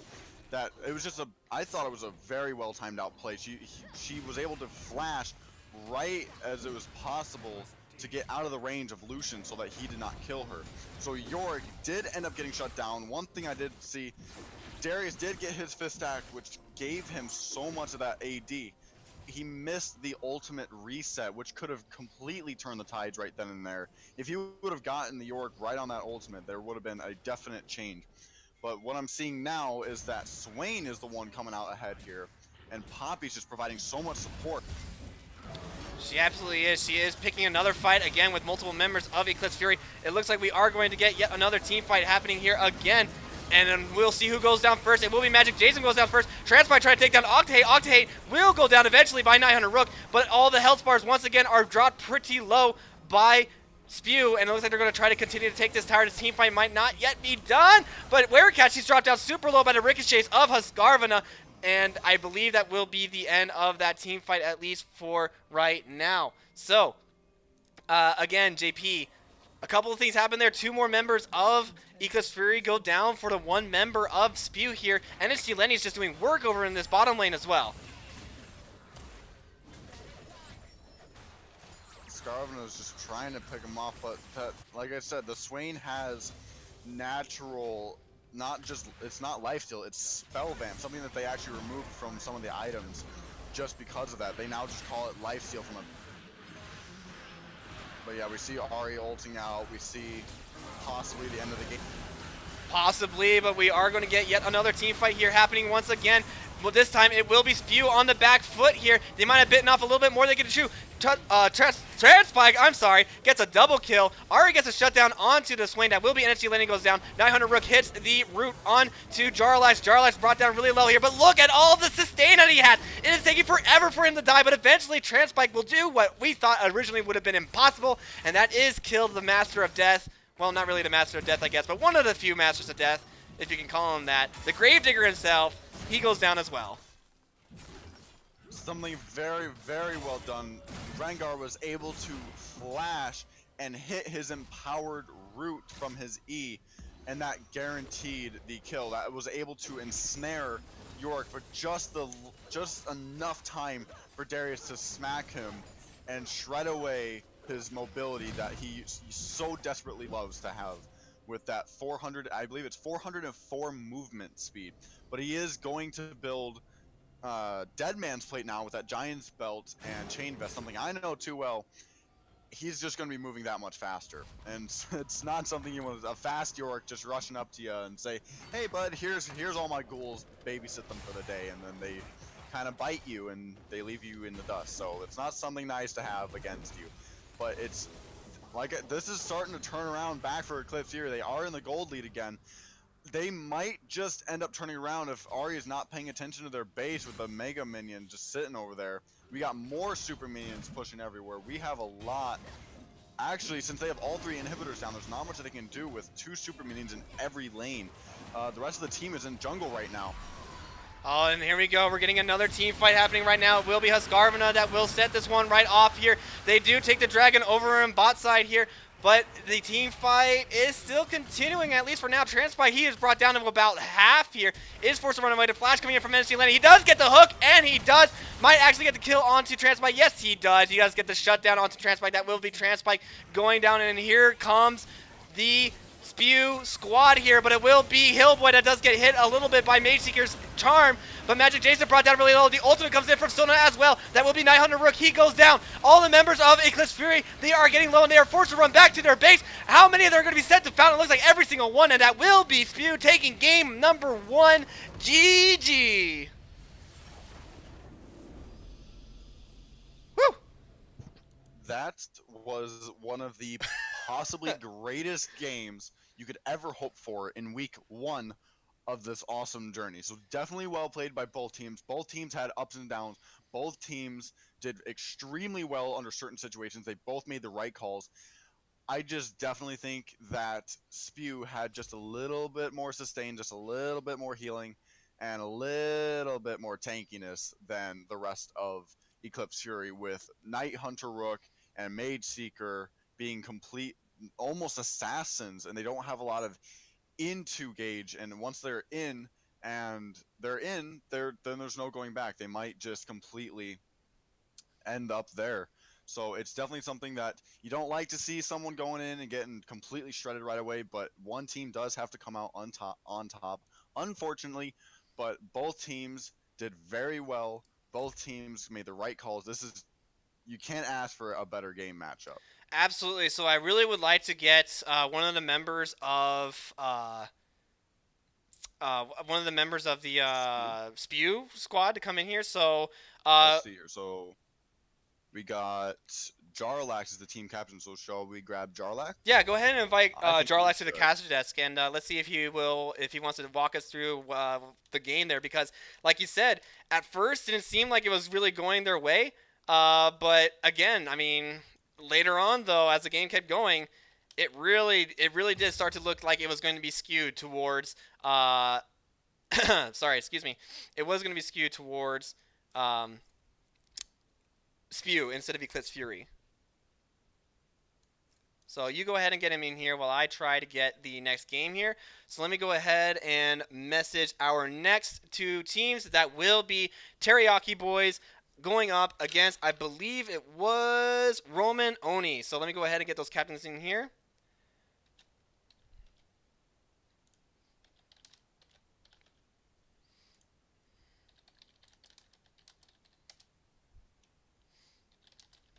I am trying to find. I can see his message, but I can't actually like directly invite him unless he's on my friends. All right. I'm not sure All right, I'll get him in. Don't worry. I got this. you do that.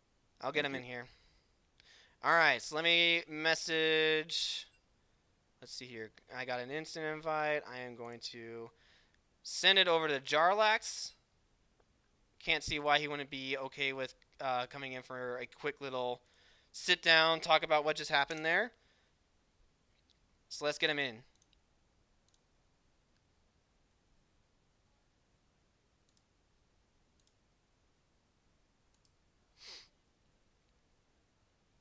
I'm just waiting for Jarlax. Jarlax, did you get the... If Jarlax is in chat...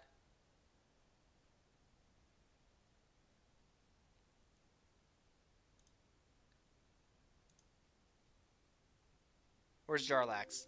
Anybody know where Jarlax is? Mormon3, thank you so much for following. All right.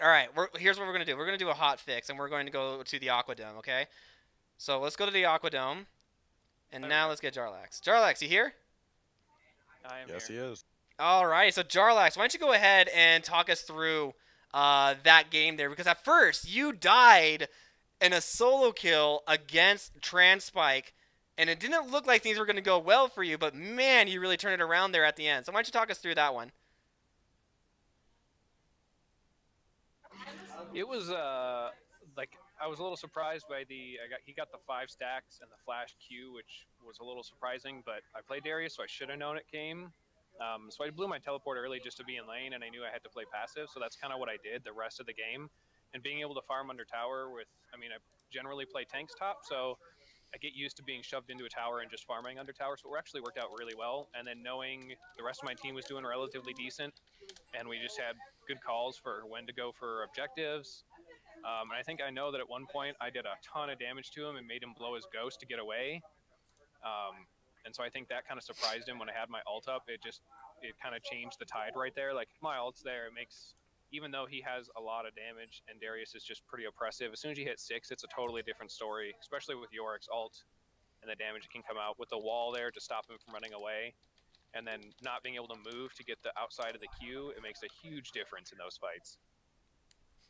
Sorry, doing a quick coin flip in here really quick, but yeah, I mean, you started getting really ahead, and you were making, like you said, you guys were just making the big differences in team fights there. KK Hillboy on that Lucian looked really strong as well. I'll be honest, I was a little worried about the Sona pick, but I know that is one of Werecasts' comfort champions. So going into picks and bans, how confident were you guys in your team comp? We were pretty comfortable. She's not used to many of the tankier or engaged champions, so we knew she was going to be playing a caster. But then we also kind of looked at our team comp and we're like, let's go for a better team fight comp rather than split pushing and stuff. And at the same time, Yorick has tremendous ability to throw his ult in a lane like I did at one point. I threw it top lane, and we all rotated bot.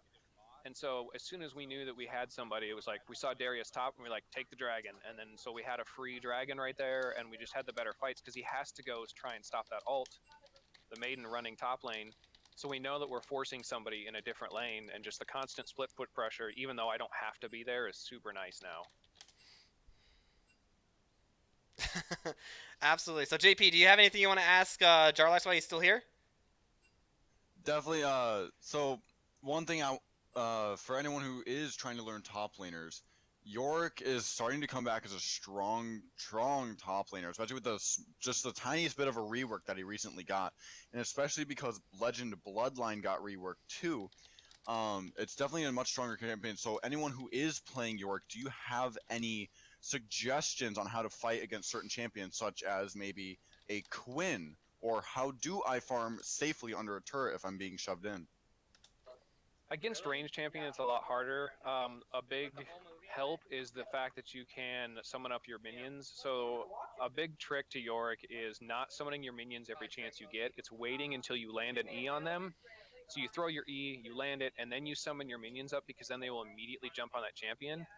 And with ranged champions being squishier, the minions do a lot of damage to them. I know that at one point, if you watched, even at one point I had 4 minions up, I threw it on Darius, and it almost quarter healthed him without me ever having to go fight the Darius.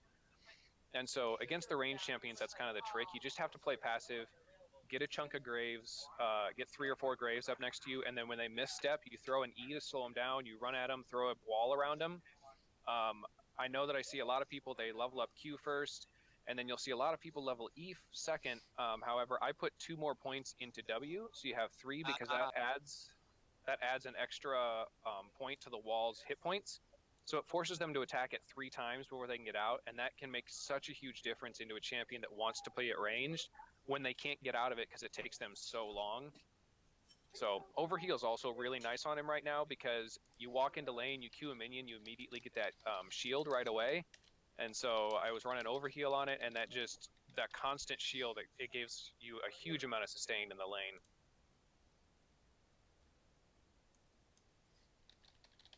All right, well, thank you so much, Jarlax, for popping in for a quick little interview. We much appreciate it. Great job on your team's very first win here. But that's not it for you guys tonight. I believe you still have one more game to play, and you guys are going to be going up against Team Very Nice. Yes, we are. So we're excited. Good luck there. We'll see what happens there at the end of the night as these matches get reported back to me. But thank you so much for coming into the interview, and we're going to go ahead and hop back into our caster desk. So thanks, Jarlax. No problem. Thank you. All right, so, yeah, we're back. I invited the wrong team on accident, so we're going to have to remake this, I guess, because Roman has 2 teams. Roman has 2 teams. They have Oni and they have Crystal, and I accidentally invited Crystal, so that's my bad.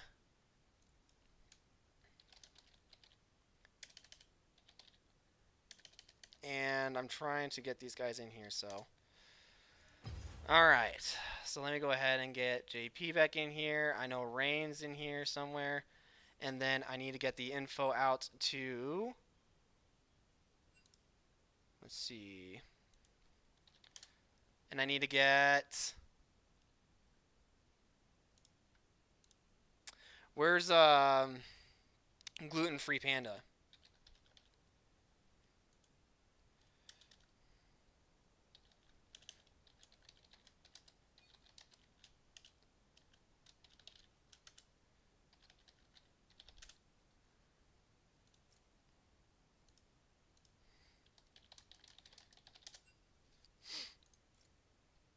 Did I accidentally invite Shalodin? Oh my gosh. I am just all sorts of wrong. I invited JP and I meant to invite Rain and I accidentally clicked Shalodin. Okay. Remember when I said I was hoping that we'd be able to go without any hiccups? Well, Yep. I'm all full of hiccups. I've been hiccuping so bad I might need to drink some sugar water or something here next. But I need gluten-free. Teriyaki here. We have teriyaki in here, yeah. But I need gluten-free. I need gluten-free Panda and his team. If anybody is watching and they know the Roman Oni team, can you let them know that we're in the lobby and we're trying to get them? We're trying to get them in here. Somebody, please. Nice hat, man. Yeah, thanks, Detrone. Detrone? Detrone one? Yeah, Detrone one. I like the hat, too. It's nice. Alright.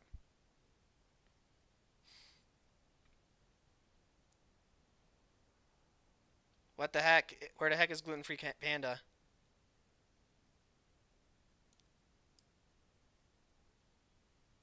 Okay.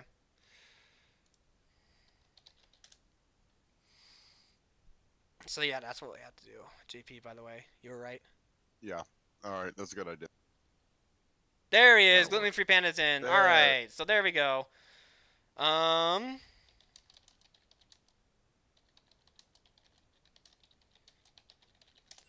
right, so now we're getting them in here. We're gonna do a quick little coin flip here. Hey Wiley, I'll wave. Hey, Wiley.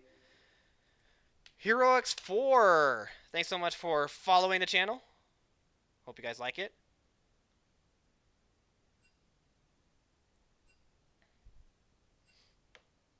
Rain calls heads. Gluten-free Panda. That means you get tails, which means Roman Oni pick squad. Or pick side.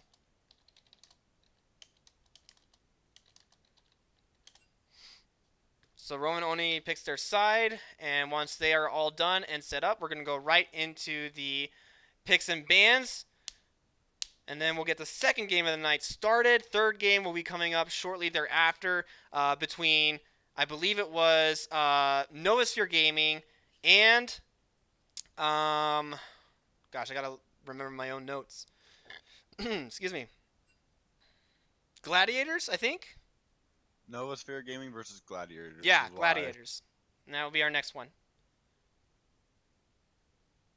Alright, so it looks like they're going to pick blue side. So Roman Oni is going to be starting on blue. And Teriyaki Boys is going to be starting on red. So we got the master team going up against a mixture of the varsity and JV esports team from Crimson Gaming. So JP, what do you think about that? What do we think about this? I just hope that the masters don't. Well, if it's a master in general, then hopefully they don't try to destroy someone too hard. But we'll have to see about that. We're still waiting on trying to get their enroll. We're still waiting. All right, I think they're in order. Let me just double check. It looks good. Yeah, I think we have everyone ready. So. We have one person AFK, but yeah, this was definitely a incoming match. This is something that's going to be long awaited. We have another great game. I'm telling you, this is just all going to be great games. There's nothing that I can't say bad about it. This is just both teams do great. Both teams have great plays, and just you can't be any happier. I mean, yeah, we talked about it once already. We said that the Teriyaki Boys, they are coming off of a fresh win at the Crimson Gaming LAN event in December. So they have proven themselves to be able to win in these kind of tournaments and leagues. So they're a very competitive team. So we'll see how they do against Roman Oni because, like we mentioned last season, when the rank season ended, Masters, Challengers, their averages Masters. So these guys are very, very, very skilled. So we'll see how they do in this game. Let's go ahead and do a ready check. And we'll see if we can get into this game because this will definitely be one of our, probably one of our highest, highest as far as like ranking goes, matches of the league. Will be these two teams going up against each other. So I'm personally really excited about it, and I hope that you guys are excited here. A lot of people are saying that, you know, it might be Roman Oni going all the way. Some people are saying that it might be Teriyaki Boys. So we'll see. I mean, this is definitely going to decide who might actually take the #1 spot. But this is only, the first game for most of these teams. I mean, this is just week 1, guys. It's just week 1. Nothing's set in stone yet. We might see some craziness. It's going to be about, later on where we see who really starts to pull ahead in the rankings there. So we're going to be keeping track of that. Because Roman actually has 2 different teams, Oni and Crystal, maybe we can have a scrimmage sometime to see who. Yeah, SULES has 2 teams as well. Keep that in mind. And let's do this. We'll have, since they have 2 teams and Roman has 2 teams, why not have A and B compete and Crystal and Oni compete and see who's actually, or something like that. I don't know. We gotta find. Are you not entertained? You're gonna ask teammates to go up against each other? Is that what you're gonna do? Yeah. In the battle of the death? Someone has boasting rights. Someone's gonna. Well, I mean, Roman Oni is their #1 squad. Crystal's their 2 squad, and SULES their A team is their A team, and their B team is their B team. So they've kind of already decided who's going to be their #1 team. Roman actually. Oh yeah, you're right. You're right. They have 3 because Gladiators is a very new team. I believe it's Gladiators, right? I mean, chat, correct me if I'm wrong, but I believe Gladiators is the one. Kobep 3. It's not Beep. So it might be Kobep 3. If I butcher your guys' names, I'm so sorry. I try my best, okay? But I'm not the best when it comes to reading usernames or summoner names or anything like that. So I try my best. But if I ruin your name, I'm sorry, I apologize. But I believe Gladiators is the third team from the Roman organization. A very big organization, actually, very competitive. But so we do have some pretty competitive teams too. We have Crimson Gaming, we have the Dixie State University that's in the Southern Utah Collegiate. So we got a lot of competitive teams. All right, both teams are ready. Let's get this going. Alrighty, so everybody is ready, so let's go ahead and tell them to start it, and we're going to go ahead and go right into picks and bans. And there we go. So, alright, we're probably going to see a lot of very different picks and bans, right? I mean, what do you think? Definitely some picks and bans are going to be, since these teams are a bit of the higher edge, they're not only going to look at the point of who is at the top of the S tier or who's good in general, but they're also going to be looking for the fact of what makes a good team comp. Like, are they going to be focusing someone that does assassination damage, such as that Kha'Zix band? They don't want to fight against that, or Sejuani, such as that with her recent buff of being completely overpowering the jungle lately. So they don't want a lot of engage. They want to get the poke. They don't want anyone with major engages such as Sejuani. It's just something nasty, and some people just don't want to deal with it. So it's a lot of team fighting is a lot of big points in this game. So keeping people away from AoE damage and AoE slows is something that you want to do to keep your team alive. Absolutely. So we are getting quite a lot of jungle bans. Kha'Zix is gone, Sejuani is gone, Karthus is gone. All three of those are considered to be top tier junglers right now. So there's a lot of focus in jungle. And from what I've been reading, jungle is a very, very, like, at least before patch 9.2, was probably one of the biggest, like, one of the best roles to be in, right? Jungle could just do so much. As Urgot gets taken away here, I like that. Urgot is also one of those S tier top laners, so I'm expecting to see a lot of S tier bans here. So we might see some of these players be put on their back foot. Who knows? We'll see. Waiting on this last ban coming from uninstall before the team picks, and that is a Sion. I was just thinking maybe we'll see a Sion this game. Nope, no, we will not. They don't want to see a Sion top lane because he is a deadly. Absolutely. I mean, Sion is one of those, just like Urgot, is one of those top laners that have been doing very, very well. Now, I'm curious. We saw Yorick do very well in a game previous, but it doesn't look like he's going to get banned just yet. So we'll see if somebody might want to try their hands at that. Nope. Looks like Cassiopeia, another high priority champion, gets picked over for Roman Oni. They were pretty confident about that. I mean, there's not much they can counterpick, but that was almost an instant lock-in just by uninstall game. Well, the fact is Cassiopeia, she can go top, she can go mid, she can go ADC.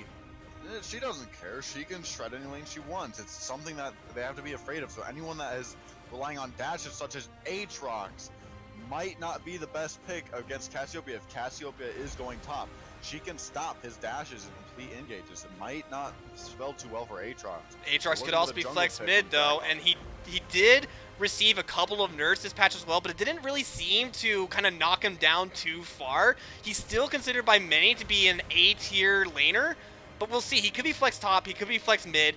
One of those versatile roles where you don't quite know where he's going until a few more picks get chosen. Braum gets picked in. I believe the Teriyaki boys, they like the Braum pick, and the Lucian takeaway to make sure that the Blarn-Lucian combo doesn't actually fall through. It's a good takeaway as well. Lucian, again, one of those AD carries who do really well. We saw him in the last game have a great success against Sivir, eventually winning the game against Sivir as well, who's considered to be one of the best team fighters. So we'll see. All right, the jungle pick, the first jungle pick of the game comes in. Xin Zhao, another S tier jungler, does really well.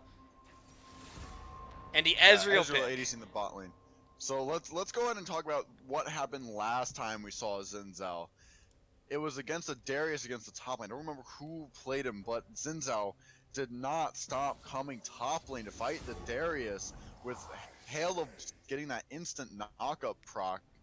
And it's just not a nice thing to have when Xin Zhao just up almost instantaneously. There's not much you can do. Darius was not happy about that, but he paid him back later in the game. So will we see another Halo Blade Zinzao? I probably hope so, because that is definitely something that you should be afraid of. We do see a Kayn ban, because they're still focusing those. That's 3 jungle bans. That's more than just coming 3. That's from- 4 jungle bans.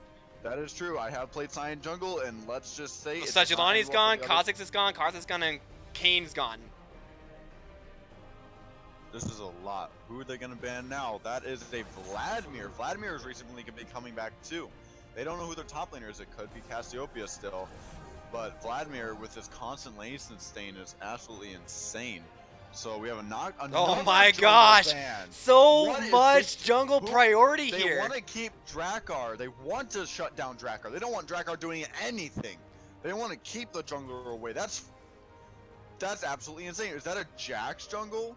It That could might be. Jax jungle. That might be Jax top. He's again. We don't know. Aatrox can be flexed. Jax can be flexed. We don't know for sure when they're coming in. We're gonna know. I think they're saving that jungle pick for the very last pick. I mean, Roman Oni have already banned as many champions as they could to kind of throttle, to choke out Drakkar in that jungle role. Nami gets picked. I like it. Nami, again, S-tier support right there. So a lot of S-tier picks are being taken away by Roman Oni. So far, their team is looking pretty stacked. And the Aurelion Soul, There it is. oh, I don't know if Aurelion, Does that mean Cassiopeia is going top? I think so. no. Aurelion No way. Soul, I mean, against Aatrox, like, if Aurelion Soul goes up against Aatrox or Jax, that is not going to be a good lane for him. He has a No, notorious... that's an Akali. Oh, Akali can go mid or top. What is going on here? Akali was Listen, we left don't- open. Until we see what they switch into, we'll see. But Jax's E might not fare so well. If Jax does go jungle, or kind of if he does fight Zinzao, Jax can just counter strike. Wait, this is their top laner, or is their ADC? Wait, whoa. Galio? He's going around. He's going around. Oh, no, don't, is he going to pick the Ivern? Okay, so it's going to be Galio. So Galio mid, Aatrox top, and Jax in the jungle. That is their jungle There we pick. go. So okay, so oh my gosh, so this is quite a bit of. Oh my gosh. Okay, so it is confirmed Cassiopeia top lane against an Aatrox. So her rooting ability, just the fact that you can't dash, you can't jump, you can't get out of her, I believe it's her W, which lays down the fact that you're grounded, not getting grounded by your parents, just being submitted down to earth and you can't get knocked into space. Grounded by your So- parents. Oh boy. I have to find something that works for me. Alright, Absolutely. so we see I personally think Jax does better in this outcome unless Zinzao knows not to attack him and waste his knockup, because if Zinzao does go Halo Blades, trying to get that instant knockup, Jax will block everything he tries to do. So this might not fare so well for Zinzao, but I definitely think Cassiopeia has the top lane against Aatrox, but we'll just have to see. We have Ezreal and Braum bot lane versus Lucian and Nami. Nami is a very strong support, especially going into Lucian. It's a lot of sustain compared to another sustaining bot lane versus just pure tank and muscle of Braum. Will Ezreal be able to dash his way out of Don't forget the anything that mustache Nami too. has They to got to throw? fight through that mustache of we gotta- Braum. Yeah, you have to fight through the mustache and all the poros. Where's the poro love? We need the poro love. Honestly, I mean, kind of a side note, the Braum reveal trailer with the Poro is kind of cute. I liked it. But you're absolutely right. I mean, the team fighting potential for Teriyaki Boys is absolutely monstrous, right? They got Aatrox, they got Jax, they got Galio, they got Braum, they got Ezreal. I mean, all of these guys are very, very good in their respective roles for team fighting. However, on the flip side, we have Cassiopeia, we have Akali, we have Lucian. Those 3 champions right there, they're in their prime right now in patch 9.2, right? Cassiopeia, by a lot of people, say that she is the best pick right now, especially like either top or mid, doesn't matter. You pick Cassiopeia, a lot of people say pick Cass, you win. But at the same time, Akali has been such a problem for a lot of like solo teams, even some of the competitive teams as well, to the point where she usually gets permabanned or she's first picked, or some people are just too afraid to to pick her. Or, I mean, well, maybe at the high levels, not very many people are too afraid to pick her. But I see, Akali, if she's left open, she does get a lot of priority. I like the fact that they saved her too late, and I'm really, really excited to see what Doxa does on this Akali. It looks like some people in chat are also pretty excited to see what Doxa does on Akali, but I mean, this Roman squad, they have some crazy damage right now. I also did hear rumors that in patch 9.3, Akali will no longer be a threat. I am not sure if that is true, but they are going to absolutely gut her Q and W. So apparently, her Q will no longer provide a heal Yikes. at all. Her W, apparently, it will no longer obscure her from towers. Yes! She will take damage from turrets in her shroud. A lot of people have been asking for some Akali alerts, but unfortunately we are still on patch 9.2. 9.3 has not quite So dropped far. yet, so Akali is still very difficult to deal with, very difficult to play against, especially if she uses her Shroud to its fullest potential, which a lot of Akali players at this point know how to do. But she is going up against Galio. Galio, very difficult to burst down as well. He's got a lot in his kit. He's got a taunt. He has a knock-up. His tornado did get nerfed a little bit in patch 9.2, but I believe it's still not quite enough to really knock him down from the top tier. But again, I mean, the team fighting potential for the Teriyaki Boys' team scare the living crap out of me, right? I mean, so many people can go in. There's so much CC, so many knockups. I mean, Galio can be anywhere in a flash if he really wanted to, so you can guarantee that as soon as level 6 starts, Galio is going to look to roam. And we have two foreskin teams again.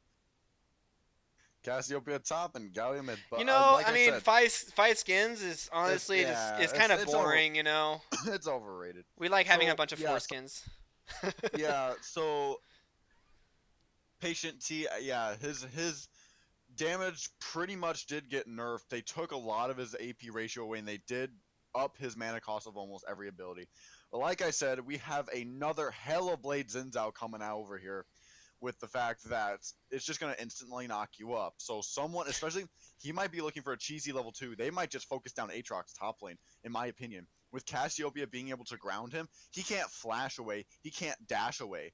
So if they time it perfectly, there's nothing Aatrox can do. He'll just be knocked up instantly, and there might just be no hope for him.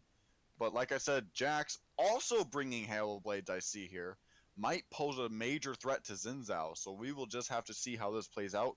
Mid lane will be a little bit of a skirmish with that Akali poking Galio, but Galio's engage is just so much. As I mentioned, engage is everything. With Galio possibly flashing a W their entire team, that might just set up for a Braum ultimate. Ezreal just shredding everyone with his. It just might just not be happy for Roman.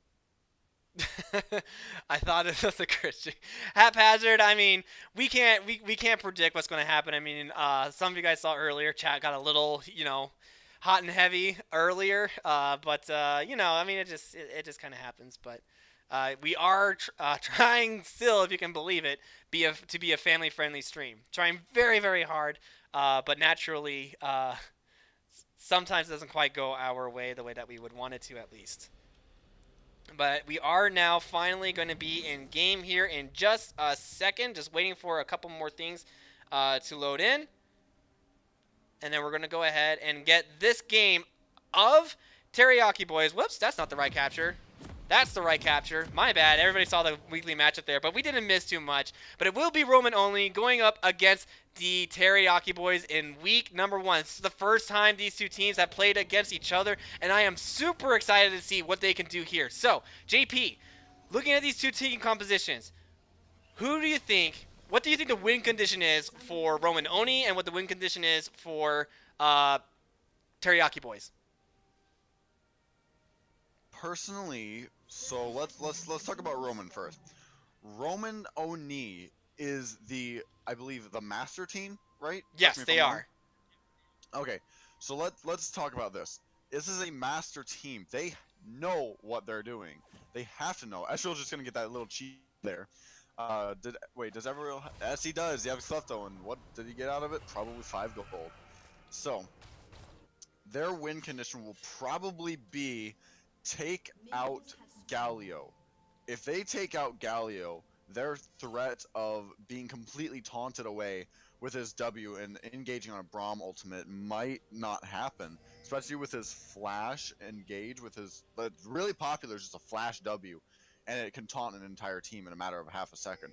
It's just not something you really want to look for. So we do have both of them starting top side jungle. We'll have to look for an interesting. Like I said, there it is, right then and there.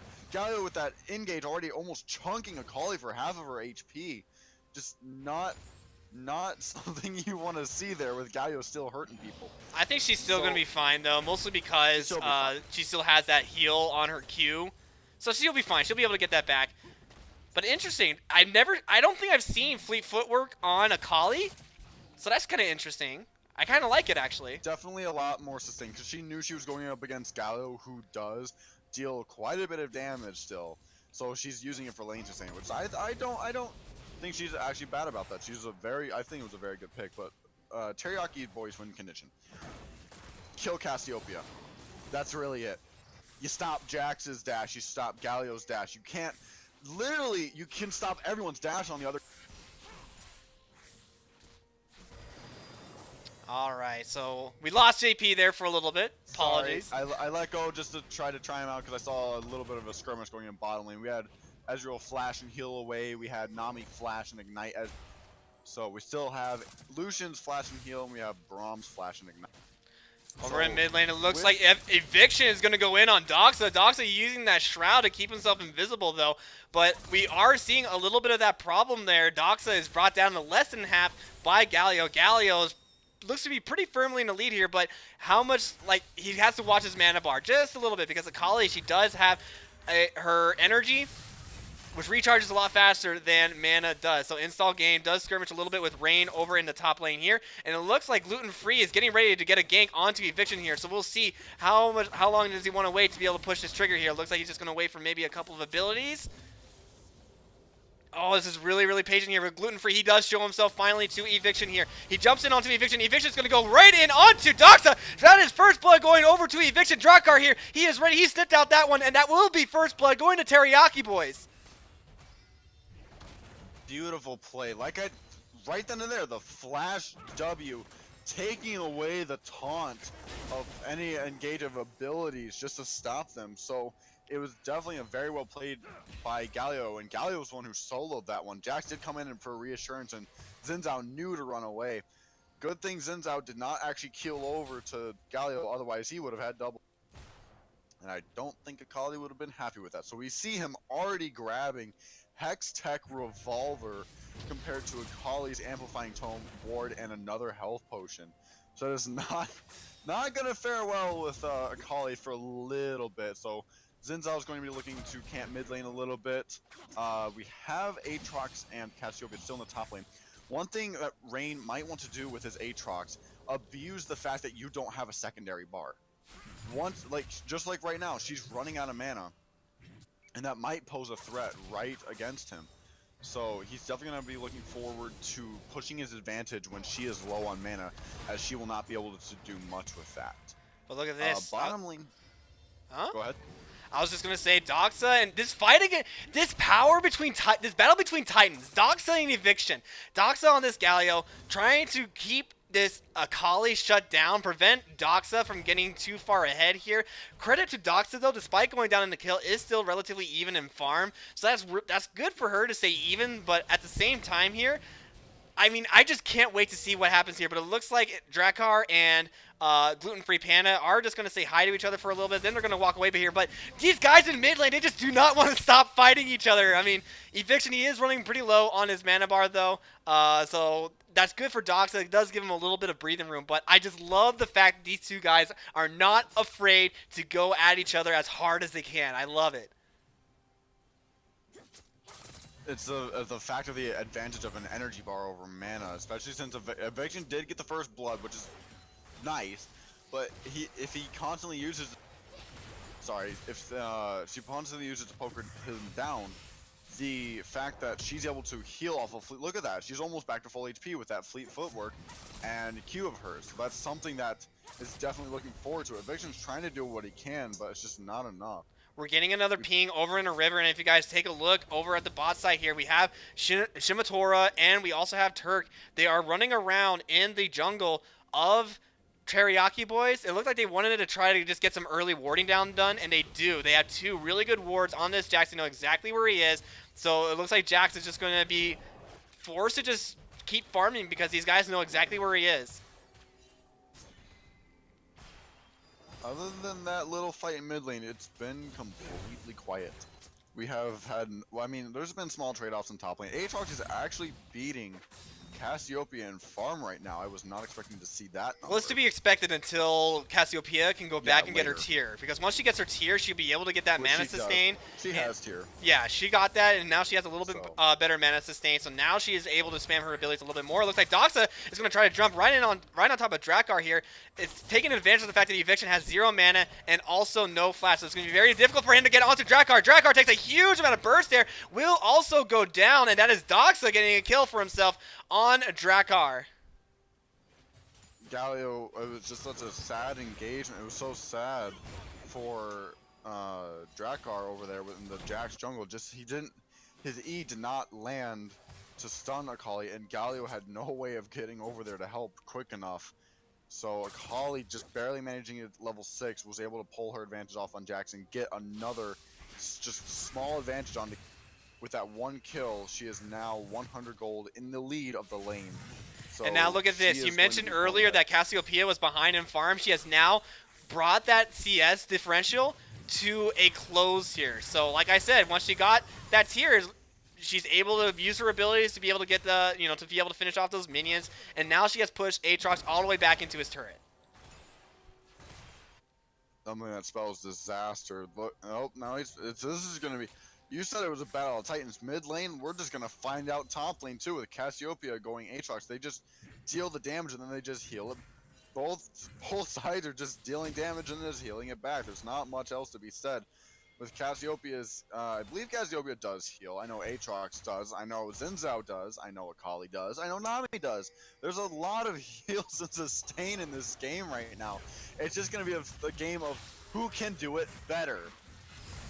Unsol Games going to try to do his fancy footwork here, brought down to a sliver of health. Well, not really a sliver, but to a quarter HP by Rain here. So, unfortunately, wasn't able to dodge as many abilities as she would have wanted to. And boy, did Rain give her a pounding there with that Darkened Blade here. And it looks like Drakkar and Gluten-Free Panda are once again going to kind of see each other in the river. And that will be spotted out by Gluten-Free Panda, going ahead and letting his team know that he is there. But over in mid lane, it looks like things is pretty much stagnated there over in mid lane here. Both sides, yes, they poke each other just a little bit, but it looks like both of these guys are pretty content with just taking it easy and farming. A nice double knock up there, a nice double bubble there from Turk.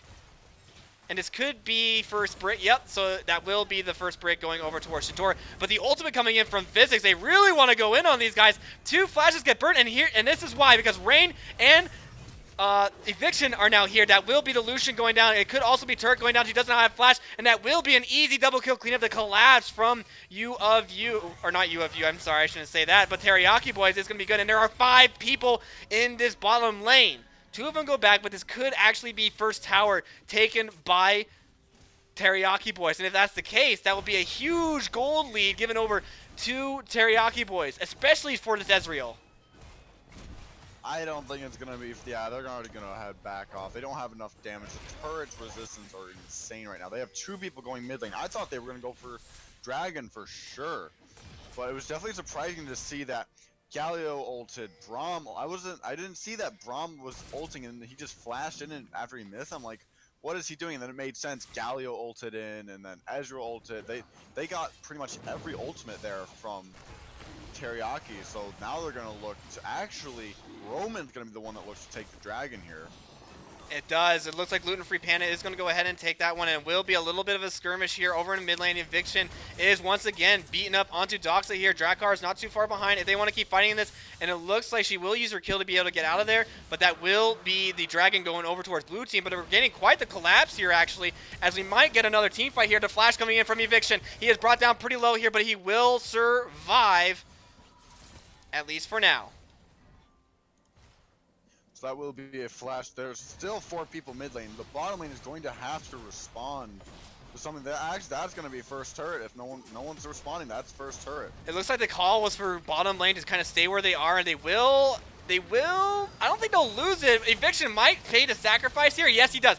Eviction will sacrifice himself to try to keep this tower alive. Not very worth it, in my opinion, because that was shutdown gold going over to Shimotora on that Lucian as well. And look at this. They are trying to collapse onto this bot lane here. Turk and Shimotora are trying to come in here. Maybe Gluten Free Panda wants to come in for a gang as well. Doesn't look like the answer is going to be yes. He just wants to clear the Scuttle Crab and possibly go back. Yes, he does eventually go back. Something just the Galio sadly getting wasted and turned back into concrete. It didn't even involve Cassiopeia's ultimate. I mean, come on, that's just sad. So we have Galio starting to fall behind here in mid lane. That was still they responded from a 5-man gank down bottom to almost a 5-man gank up middle. And they call and response. They're just gonna fight right back. Roman's just gonna fight back, make the good calls, and just about get that turret mid lane. So is Xin Zhao gonna look to push bottom lane away from their turret just long enough for Akali to get the mid lane turret? But Cassiopeia and Aatrox still haven't really fought each other directly yet. He is up a kill and assist to her. And Xin Zhao has an assist on Aatrox, not Aatrox, Jax's death. So definitely Ezreal and Braum are still looking for a couple kills here, possibly win a team fight, but they're just a bit behind right now. So I'm not sure exactly what to make of it. Braum is ahead by quite a bit of gold, almost 1,000 from Nami, but Ezreal is only behind 400. So actually they're still pushing a bit ahead, but it's just enough just to make just the slightest difference. It's just absolutely insane. Just so far being cautiously played by both teams. They saw what happened when small team fights get broke out and you misstep. We're getting a lot of pings over in the bottom lane here. Ezreal will go ahead and get over the wall, but will Physics be able to get out, or will he be the sacrifice here? It looks like the answer will be yes, and that will be Gluten Free Panda getting the kill onto the Braum here. But Doxa does find himself in a little bit of trouble, but nothing that he can't handle, and is able to escape just fine here. But over in top lane here, we're not quite done yet, as everybody and everywhere is just fighting in every single one of these lanes here. Rain is trying to get onto Unstall Game, but it looks like Cassiopeia is going to be just able to get out, and this will be the tower going down here. Eviction, you are in trouble. You got to get out of here because you are about to be evicted, possibly, maybe. That will be the ultimate out of the Xin Zhao, and Eviction does indeed have to give away his lease as he does get evicted here. And the ultimate coming in from Install Game, a great ult by him and the good flash. These guys are really showing off their individual skill, and that will be a 2-for-0 and a tower taken by Roman Oni. That puts them about 3k gold in the lead, and something that I wanted to quickly point out, the timing of Gluten Free Panda's Xin Zhao's ultimate just shredded away, just completely pushed away Jax to stop any chance of him stunning him. It was just so perfectly timed. There was nothing that Jax could do against him, and ever since that shoved him away, he was forced to pick a fight on someone else, and that did not spell well for him. Ever since his E went down, that could not block any of the basic attacks. So now we see both of the almost all of Roman being ahead now, with Xin Zhao being 1-0-3. We have Akali having almost a gigantic bounty on her head with 700 already. Her being technically 3-0-1, as she did die first, but now she has gotten 3 kills and an assist before her death. This build is actually really awesome. I like it. I might actually steal it. I just don't play Akali very much. I'm an AD carry main, so I don't really get to play against Akali, and typically she gets banned in most of my games. So I've never seen her do overheal and press and fleet footwork here. But we do get a pretty big skirmish here, as Install Game is going to try to bring this back over to Doxa here. The ultimate does come out of Rain here, as he does see that he might be in a little bit of trouble here. The ultimate does get procced. Drakkar is here, but so is Doxa. Doxa chunks him a little bit. The Galio ultimate does also come in. Drakkar is forced to use his E, and Eviction is trying to go right onto Install Game here, but Install Game, he does ultimate, but he ults the back of Eviction here, but Eviction with no flash might actually go down, and that will be Rain going down as well. Doxa going in on Drakkar. Drakkar is forced to go back, and that will be the double kill going in for Doxa, and oh my gosh, the stopwatch as well. A clean triple kill from Doxa. very well played by Docs. That was and they just got bottom turret too, so that is 3 all outside turrets gone. They will be probably looking to secure Infernal and or Shelly as their new best friend for the rest of this game. Or backing's definitely a good idea, especially with double buffs being on Xin Zhao. So let's just take a quick mention here. Because Galio did not get anything off his ult, he was so close to killing Cassiopeia, but he was just a bit far behind. Cassiopeia did not get the ultimate off to freeze Galio back into his statue form. But we did see major damage coming off from Aatrox, forcing Cassiopeia out of the fight. The stopwatch, now broken stopwatch coming from Akali was just long enough to get the minions under that turret to keep her from dying. So we do see almost a fight coming over this dragon over here, but I think Teriyaki's actually going to have to give it up. So Akali's proven to be a true menace here, and you mentioned that you don't build. Hextech Gunblade has been a build on every Akali I've ever seen. It's a necessity. It heals her even more with her Q and every other ability she uses. It's just something that you don't want an Akali to get, and once she gets it, there might not be any hope for you. Absolutely, that will be Mountain and Infernal now in the pockets of Roman Oni. These guys, they are playing the objective very, very well. All of the outer towers are now gone for Roman Oni as we see Rain. He is trying to run as fast as he can here, but he knows he might be in a little bit of trouble. He has to try to turn it around here. He will try to jump onto install game here, but Doxa, you do not want to go up against this guy here, and he is now godlike on that Akali here. 7-1-1 on Akali here. Doxa really making them pay for this pick. The ultimate coming in from Nami. It looks like we're not quite done yet. Rain is forced to ulti here, but look at all the self-healing here from Doxa here. Doxa does eventually take him down here. Rain tried to go onto Turk, but Turk flashed right out of the way here. And another clean kill from Roman Oni. These guys might actually get the outer tower as well for their trouble. Like I said, Akali just, her Hextech Gunblade, she healed, oh my god. Oh no, that will be the bubble that gets dropped onto Eviction, and Eviction goes down. The DPS from Akali and also from Cassiopeia is too much for him to be able to handle here. And Doxa, he is feeling it. He has no fear. He has zero chill. He knows he can take these guys down without a problem here. He jumps in the flash heal coming in for Crash Card. He is brought down really low. They're trying to drop onto Doxa. His Shroud is down for a little bit longer here. Crash Card uses his ultimate, hits absolutely nobody, and that will be Roman Oni saying, okay, I think we've done enough. We got the tower in mid. We're going to back off here, but it looks like they're not going to back off for very long here. And that will be Rain going down once again. Gluten Panda getting that one that time here. And Shelly doing work on this tower here. And that will be Shintora. He is going super hard on these guys. This might actually be... This is a disaster, actually, sorry, for Teriyaki boys. As it looks like Roman Oni, they are just grouping better. They are fighting better. They're getting picks better. And so far, these guys are flexing on Teriyaki boys. There might not be much hope left for Teriyaki unless for some reason they can actually this. It's not even 20 minutes in the game yet, so Baron is not up yet. So maybe just maybe. Oh, Doxa, we all saw that. Yeah. So we're able to watch Teriyaki possibly get a Baron steal and or maybe a kill.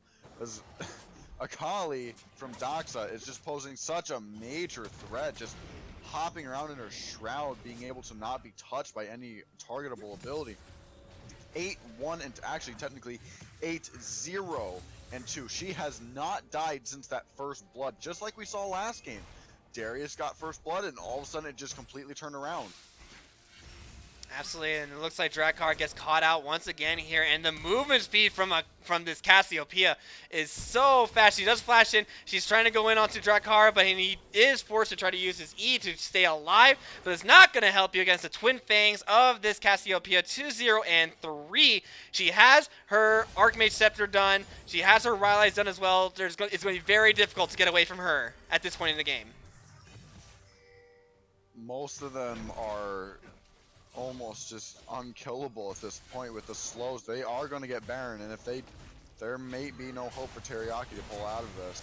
Teriyaki, they just can't contest this Baron. This is an easy pick for Roman Oni. I mean, they are super far ahead, 14-3. They have a 8, give or take, about an 8K gold lead now. Gluten Free Panda and Rain are going to fight against each other for a little bit, but it looks like Gluten Free Panda is just going to run away while this ultimate is still running for Rain. He might not get the kill, and he will just go down to the Baron minions here. Gluten Free Panda just saying, you're not even worth the finishing blow. I am just going to let you die by my minions. So with that being death, that might not spell very good. They rely on. I mean, the what do you knockup think that power Teriyaki shot. Boys have to do to come back in this game at this point?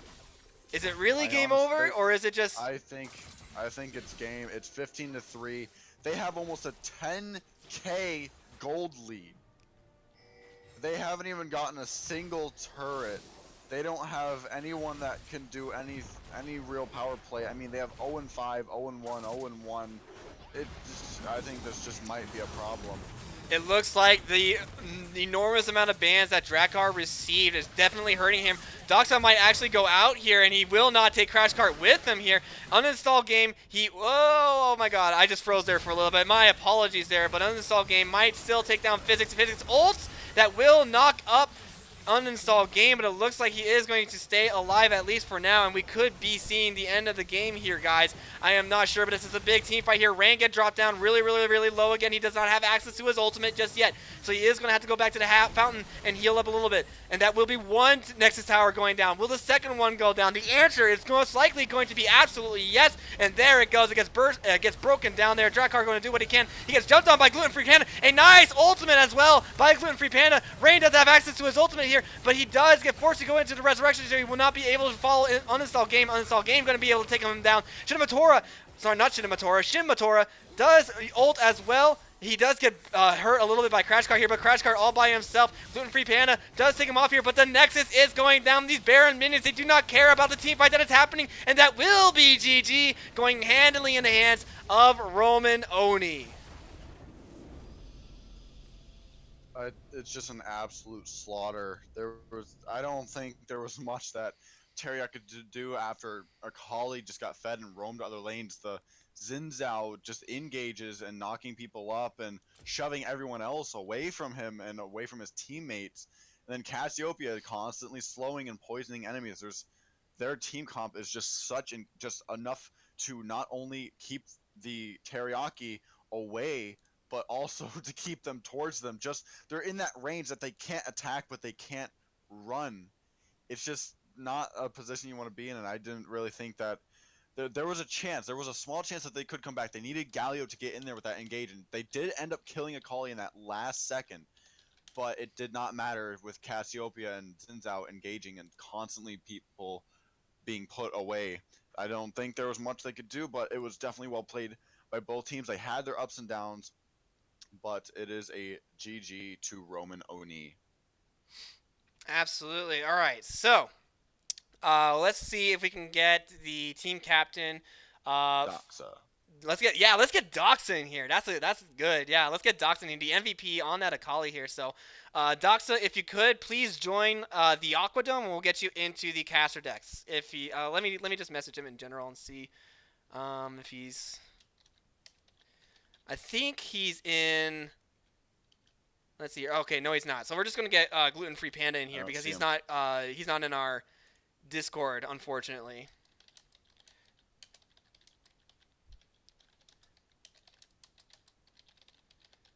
So let's get Gluten Free Panda into the Aquadome because, yeah, there we go. So once he joins Aquadome, we're gonna drag him into our caster desk. And there we will talk with the team captain of Roman Oni. And we'll just... Speak of him, he is right here. Hey, there he is. So, first thing that I want to get off the bat, oh my, did Doxa pop off on that Akali pick? Were you guys expecting Akali to be left open, or were you just kind of saving that and just waiting and hoping that they wouldn't ban it? To be completely honest, we totally forgot about the pick. There's like 2 seconds left, and then we're like, hey, Akali's open. Then he's like, yeah, pick me it. And we're like, all right. Absolutely, yeah. So, I mean, you guys won that game pretty handily from what we could see here, right? It looked a little shaky at first when Eviction got the solo kill on Doxa in the first few minutes of the game there, especially when you actually were there trying to gank for him, and it looked like you were waiting in the bush just for the right moment. Do you think that you might have called that just a little bit too late, or do you think the play was right? It's just the damage from Galio was not quite expected? I just feel we didn't pull the trigger early enough. I should have just went immediately instead of waiting, because I gave time for Jax to be able to counter gank. Because the way Doxa was playing, it shows that somebody's there to help him. Because he obviously can't out trade out Galio that early. So we should just pull trigger earlier. All right, JP, you got anything to ask? I do actually. So during that game, what really caused that? You were behind just a little bit with that Akali being solo killed by Galio. With that, you were a little worried about that, but Akali just scales so hard with her Hextech Gunblade, being able to slow the enemy, guaranteeing her an almost executable ultimate. It's just something that no one wants to see. So if anyone is able to completely fight against Akali, how do you recommend that someone before the 9.3 nerfs, keep in mind, what should you do against Akali if she is that fed? All 5. It's the only way you're gonna kill her. All 5. I agree. Akali, I mean, if you don't, I mean, sorry, I shouldn't have cut you off. Go ahead. No, you're good. I was done. Okay. Yes, I agree. All 5. I mean, Akali, the nerfs in 9.3, yes, they sound good on paper, but I don't think it's going to be quite enough. I mean, the thing about Akali is that her Shroud just offers her to disengage and re-engage so easily, and that to me is the main problem with Akali. What do you think? I think it's gonna do a lot. It's gonna stop a lot of early pressure and a lot of early tower dives, because you saw that he was using it to get the triple kill topside, just the Shroud. And he was just using Shroud perfectly every single time he had to get kills. Absolutely. I mean, that triple kill, you mentioned it. That was awesome. I loved watching that one. Great use of Akali's abilities. Great use of that stopwatch there. They made it look really, really clean. Yeah, he's really clean player. So after playing against Teriyaki Boys, like we mentioned at the start of the stream, they are a mixture of the University of Utah's esports collegiate team. They're a mixture of their varsity players, their JV players. They won the Crimson Gaming LAN event in December. How did it feel going up against them? I felt they had the game, but then I felt the jungler threw the game by sitting in top bush for too long, because he had tempo on me, and I was about 30 seconds behind him due to just dying mid lane. And then he sat there for too long, and I was able to pull my tempo back, and then I got to kill bot side, which totally just swung the game in our favor. And I felt like if he just didn't waste time top, because you're not going to kill the cast on the dive, unless like the minions are at the tower. She's freezing at the front, like you're not going to be able to get her. So I felt like that's where they messed up, and I felt like they had us if the Jax just pushed his tempo. Like get Drakes, get Herald, force me to play his game, not him play my game. Absolutely. So, your team, Roman Oni, okay, is considered by a lot of people in the league to possibly be the #1 team in the league. A lot of teams are afraid of you guys because you guys are average masters, right? For the teams that are afraid to fight against you, do you have anything that you want to say to them? Just play your best, man. You could win. It's literally, the game's really simple. So just push your leads, learn how to just work the map in your favor, and don't play our game. That's my best tip to like every team in the league. Play your own game, don't play ours. Alrighty, well, I just want to say thank you so much for coming in to our desk. Again, Gluten Free Panda, the jungler for Roman Oni. These guys look really, really good, so they're definitely a team, in my opinion. They're definitely possibly one of the teams to beat. I mean, it's only week 1, so we'll see how the rest of the week go out. But thank you so much for joining us here at the caster desk, and we can't wait to see what you guys do next week. Cool, thank you. Alrighty, JP. So I'm trying to get the next game set up here. So do you have any thoughts on that last game that you want to mention or talk about? I do. All 5. All 5. Is just a complete monster. She personally, if I do ever have to play mid lane, I ban Fizz because he is another complete shredder. There's just a lot of people mid lane that just have such a shredding ability, not shredding. It's just not something you really wanna turn around and suddenly find an Akali sitting behind you. It's just not a very good sight. But it was definitely well played. Teriyaki had a couple good engages, especially with that bottom lane, but they returned the favor Oh, mid shoot. lane. I keep inviting the wrong team. I'm sorry. You can keep going. That's 3, Rev. Come I on. know. I'm so bad at this. We'll get the hang of it. We'll be fine. Yeah, but Lol Shisha says average masters. He's just laughing in chat like, yeah, just the average masters. It's Okay, just not okay. a The very- reason why that their average is Masters is because they have one Diamond player on their team. One. And that brought them down because they have 2 Challengers, they have 2 Master players, and the one Diamond player brought them down to an average of Master. That's why.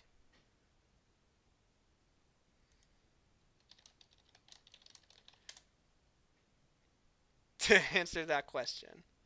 But go ahead. You had I think you were still thinking about something, right? Or no? Yeah, so another thing I want to mention about that last game is with being against like that trading back and forth top lane, it's just not something you really want to see. It's you want to push your advantage with. There were some trade backs between Cassiopeia and Aatrox. It's just, especially with that what he actually mentioned was that Jax being in top lane, you're not securing your objectives. You're not helping push the lead in other lanes. Like, ever since that Akali got the first kill on Jax, when he was just sitting there in pit, it was a terrible positioning, and Galio couldn't really come to help. He was low mana, so Akali knew what she had to do. She had to push her advantage. She knew she could kill Jax without, because Jax did not have his ultimate. He didn't have his E. He just used it on the chickens. So there wasn't much he could really do against the Akali. And then ever since then, Akali just came back. He never really visited mid lane again to help Galio out. And when he did, there was more than 2 people on their team. So it was mostly a lot of outnumbering and getting the post. They were just found in bad places and picked off one by one. There was never a really big team fight.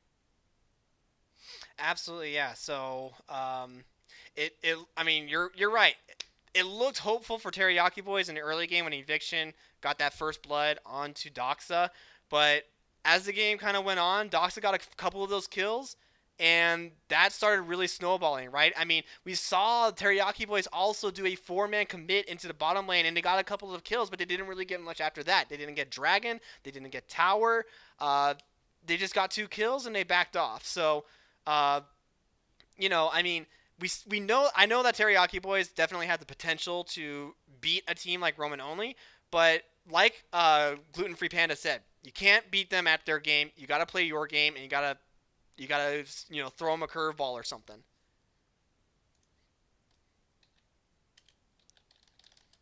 All right, so let's see here. Up next, we have Novasphere Gaming versus Gladiator, with both teams being an average team rank of Platinum and actually no, wait. So Novaspheres is Platinum to Diamond apparently because they're so evenly matched with Platinums and Golds actually, but you can't beat the fact that all of Gladiators is just diamonds. Every single one of them is a diamond compared to Novasphere, which has 2 diamonds, 2 golds, and a platinum. Absolutely. I mean, but like Gluten Free Panda said before, I mean, sometimes it just you can't think about. I can hear an echo in your mic, by the way. Sorry, I was holding on to it. I was just waiting to chime back. It's all good. But yeah, like Gluten Free Panda himself said, you can't. You gotta play your game to the best you can. Don't let the ranks scare you. Don't let the don't let the fact that you're playing against all diamonds and you got a couple platinums or whatever on your team. Don't let that scare you, because the team that makes the best shot calling, you might be able to win.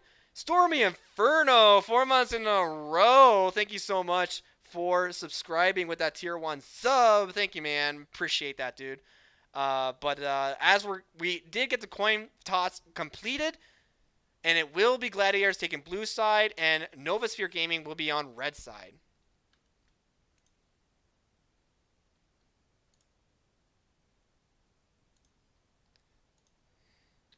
So I believe it was the gladiators that just mentioned in the last part of their little bio they created was their jungler's pretty,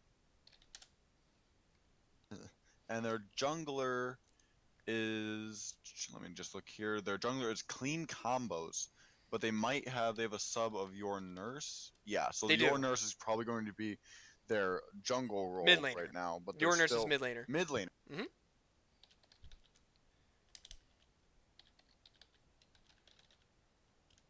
Are you there? So We I'm lost trying to, you. I'm trying, There you go. I'm trying to. Hold on here. There's someone. So Bluxy is not on the sheet. Bluxy, he is. I think. Yeah, he is. I just didn't get a chance to update it yet because he's kind of a last Okay. minute thing. No That's worries. all. Okay, I just want to tell you. I'm like, wait a minute here. Okay, we're good. Oh, he mentions I am clean combos. Okay, he probably just changed it. Okay, all right. Thank you for the clarification. So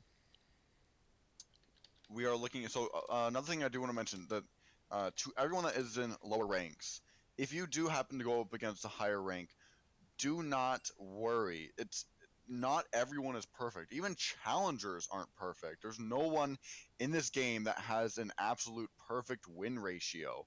I mean, everyone wants it, but no one's going to get it. It's just too difficult and too much. You got teammates to rely on. You got the calls to make. Everyone makes a mistake. Everyone will misstep. You will find a time and you will shine above what your true potential is. You will get there. You will get what you want. Just like everyone here, we have a couple platinums. We have a couple golds. They're getting what they want. They got the teams they want. They're having a. It's more about just having fun. Like, this is what this community is about. It's not about just completely being shredded. It's not about having really close games. Everyone here has fun, and that is what matters. Absolutely. So here we are, JP. We are getting into picks and bans, and right away, a very unorthodox ban, in my opinion, is Volibear. Right away, for Gladiators, that is going to be a target ban against Novasphere Gaming. Xin Zhao gets taken away. A lot of target bans, it looks like. Amumu gets taken away. Volibear gets taken away.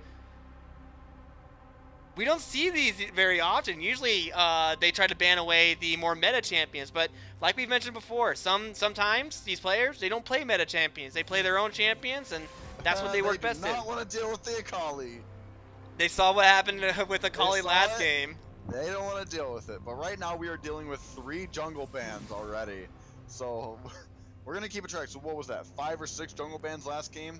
We'll see if we get anything. That was So apparently, crazy. I cannot believe that. That was so sad to see it against those junglers. So we have Zyra ban bottom lane and an Ezreal ban in the bottom lane. So let's see what your boy Zen has to say about this. I'm very curious to see what the first pick for Gladiators is going to be here. There's a lot that is open. Capsiopea is still open. You have Kaisa, who's still an okay laner, and you also have the Sejuani. Here we go. Jungle. Another Aatrox going top lane, but the Sejuani jungle has just been so... No! Oh! Oh, we got an Ivern! What? Oh my god! Ivern, code green. My favorite color is spring, people. Ivern has been picked, you guys. I can't believe it. This is the first time that we get to see it here, and I absolutely love it here. Nice try going in with the Ivern here. We'll see what he can do with it. This just changed everything. Over on the flip side here, we have Lucian Braum that do get locked in for Gladiators as well. Already a very oppressive bottom lane set up for Gladiators here. I'm curious to see what Novasphere is going to do to try to counteract this. Maybe Morgana. Morgana is still up. She'd be great pick against that lane. And Graves gets locked in here. Now, this is interesting. Is that... So, you're telling me that this is possibly going to be a Graves ADC, and or maybe Ivern support, that is a thing, and maybe they're going to try to do a little bit of the Rengar ADC Ivern support, but that's too much of a joke. It was a Jace, let me just tell you, let me grab the stats real quick, but Jace has been recently claimed as the #1 top and possibly #1 mid laner over Cassiopeia, just with the sheer fact of his ability to switch between range and melee. Absolutely. So Jace, top lane, tier 1, win rate of 52%. And here we Jace, go. They're mid starting. lane. They're starting to throttle the AD carries as well for the side of Gladiators. Kaisa gets taken away. That is one of the top tier late game AD carries taken out. And there we go. We get Zoe banned out as well. No super burst, no Zoe supports this time. Not this time. We've seen it once before, but we don't get to see it again, I don't think. So that was a Tristana ADC. So, ban. yes, like I said, they're taking away as many AD carries as they can. They know that's all they have to pick. I don't know Less where than this Graves is going to 15 go, seconds. though.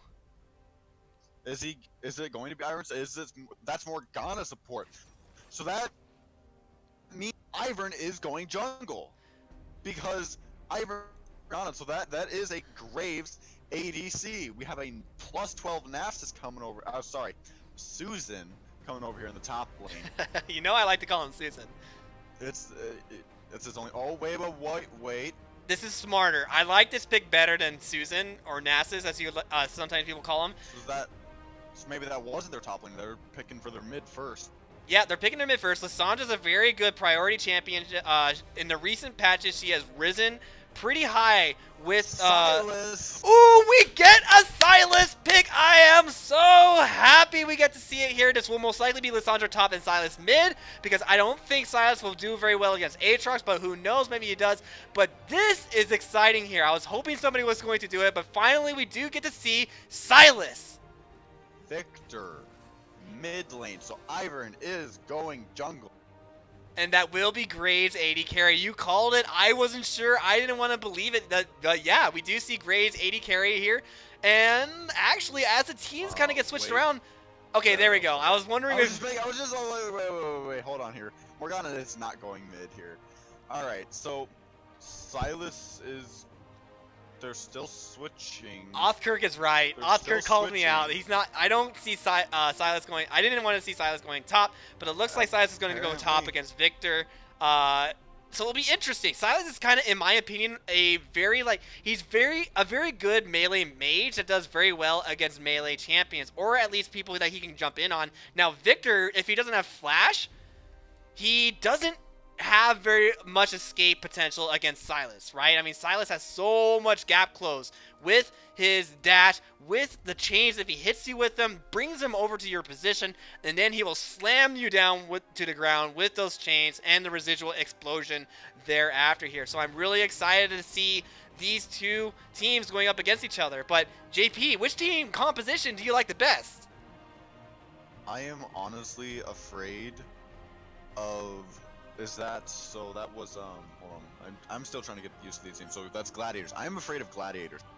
With their, I mean, they have actually 3 of the ends from, I can't think of the name. I'm blanking so hard. Freljord. They came from Freljord. The Freljord. Sejuani and Lissandra. I'm surprised they didn't pick Ashe at this point.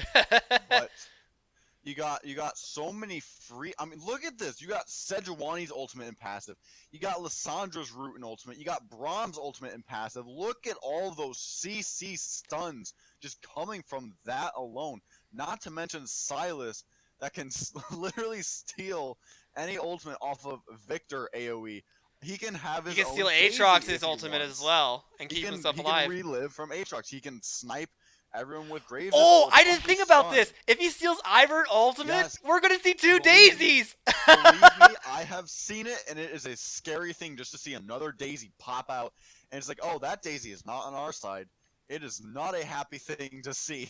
So this will definitely be a little bit interesting. I'm actually happy NSG Nightmare did not get Yasuo. Yasuo never beats Silas. Silas is a perfect counter to Yasuo. He's There's a counter nothing- to a lot of melee focused champions. Any a lot of, because when he was coming out, people thought he was going to be AD. No. He's a mage. He's a mage from Demacia. So he actually is scaling off of AP. but it's just the fact of his passive doing the AoE basic attack damage after every ability. There's no cooldown on it, so he can just use ability basic attack, ability basic attack, ability basic attack, and just absolutely destroy AoE everywhere. So it's something that Victor might have to be careful of if he does not get Silas stunned within his W. The only thing that I kind of worry about is the Graves in the AD carry role. I mean, it makes sense because his passive makes him able to take a little bit more damage because he has that, his passive resistances. And he also has Morgana with him as well to make sure that he doesn't get insta-stunned by the Braum-Lucian combo. But at the same time, I just don't know. There are some other, Sivir was still open. Kai'Sa got banned away, sure. Caitlyn was still open even as well. A Caitlyn Morgana lane would have been a very safe, very easy lane to play as. Heck, Vayne was even open as well if you wanted to really go risky. And Vayne has been rising in the solo queue ladder a lot recently to the point where some people consider her to actually be S tier again. Yeah, especially with that new ultimate that they give her, the 50% cooldown, just like Nasus's. Instead of being a normal cooldown, her Q goes on a half-second cooldown. But it does not unless she actually gets the basic attack off. Yeah, it's just curious. Like, Graves to me seems kind of like a more of a comfort pit for Midget Gizmo. I'll have to look at his OPGG to see how many games of Graves AD carry he's played. I don't think it should be that high, but like I said, it makes sense though because if they want a lane to kind of be able to survive, who knows? Maybe they're able to do things with this Graves pick that I would never have been able to foresee or something like that. What do you think? Let's just say I just looked up his Graves. He went 17-6-9 with Fleet Footwork bottom with Flash and Heal, so he did very well. And this was against a Jhin Pyke, so that is definitely a scary AD combination. But I think if he can do it, he can pull it off. He can beat Lucian. But can he do it against a team like Gladiators? Maybe not. That is a scary team. It is. But just look at this face on Ivern as we load it in here. Just the cheeky grin of Candy King Ivern and his recall of cannibalism, because I just find it so funny. He eats his own little candy people just because they're so good. So it's a little freaky, but yeah. So this is something I haven't seen in a while, is an Ivern jungle. I finally get to spectate him. I finally get to see what goes on in that Ivern mind of his. So this will definitely be interesting, but I think Sejuani definitely beats. Oh, we have a lot. Oh my God, I cannot stop getting. So many pings from Novasphere Gaming. They are spamming us with pings because it looks like they're actually going for an invade. Oh, JP, they might be going for an invade. And I'm the one shoutcasting this one. All right, I'll do my. Oh my God, here we go. We got Aatrox going in. Braum uses the Q to slow. There's a bunch of passives coming out from. Oh my God! And Braum's already dead by the Graves. Graves gets the first blood. Lissandra gets a freeze off right on top of someone with the Braum passive. Oh my God! With forcing flashes everywhere. Victor had to flash away. Graves might just die for this. He might not. He actually just got frozen by Sejuani. Sejuani does manage not to kill him. He just gets away. And wow, that was a crazy. And so.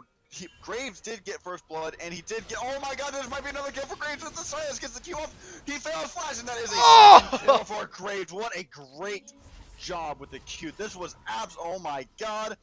Forcing recalls from everyone, and Ivor doesn't even need the leash. He just can mark a camp and take it instantly. So okay, so let's. Flashes are down from both sides. We have Silas, Sejuani, Lissandra, and Lucian's flash are all gone. We have Braum's Ignite, Lucian's Heal. We have, on the other side from Novasphere, we have Victor's Flash. We have Ivern's Flash. We have Aatrox's Ignite. We have Graves' Flash and Heal. Oh my God, just that instant engage. All right, I wanted you to try to make some sense of this as well as me. So let's just hear some of your thoughts. To be perfectly honest, that invade was such, I don't know if these two guys discussed it earlier, just hey, we're just gonna do a level 1 invade, we're gonna go right into the river and we're just gonna smash fools, right? But already NSG Gizmo, he has 2 kills. He has a longsword and he has a dagger as well. Already has a gold bounty of 450 as well. And we see over in top lane a little bit of a skirmish. Sorry, my camera did not pin up there, but yeah, so apparently Silas did a ton of damage. Just the engage he has on Victor. Victor's, oh my god, here we go again. He goes in with that E and the Q combination. And Doesn't that have might flash. just be no, he does not. Just so close. It's just the fact that Silas just has such an engage with that Q. Wherever his chains cross is exactly where the slow mark and secondary Q will explode. So it's definitely an ability to be afraid of, especially for Victor. Absolutely. I mean, I'm really curious to kind of see where Bluxy and Nice Try decide to go for their respective jungle clears. It looks like Nice Try is going to try to hover around the Scuttle Crab, waiting for Bluxy, but he will be able to get it before Bluxy even shows up here. But Bluxy is going to see that he's gotten it, and he's going to go right back into his lane. But the point that I want to harp on earlier is that Graves is, Midget Gizmo's already really far ahead here. I mean, 2 kills, and everybody else has kills. Like, yes, their kill is shared a little bit here. We have a lot of assists, but I mean, we're gonna have to see here, because I'm still not quite convinced about this Graves pick. But already, Midget Gizmo is starting to impress me just a little bit with it. I just watched that instant Ivern take. I think he just walk up to the jungle and just take it. Good thing he can't. Watch mid lane though. Watch mid lane though. Mid lane, Lissandra is going in on, oh my god, just so close. Lissandra does not have mana to fight anymore. Aatrox might be looking to go for an engage. He does have flash up, He's and paying for Lissandra help does too. not. Sejuani is going to come into the mid lane. Sejuani does have double buffs. So Here he comes goes. trouble! He does the flash. Oh! He does get the damage off. Sejuani does go in with the dash, and she does get the freeze off on Aatrox, and Aatrox will be paying the price for that. But he did get the flash Q off onto Lissandra.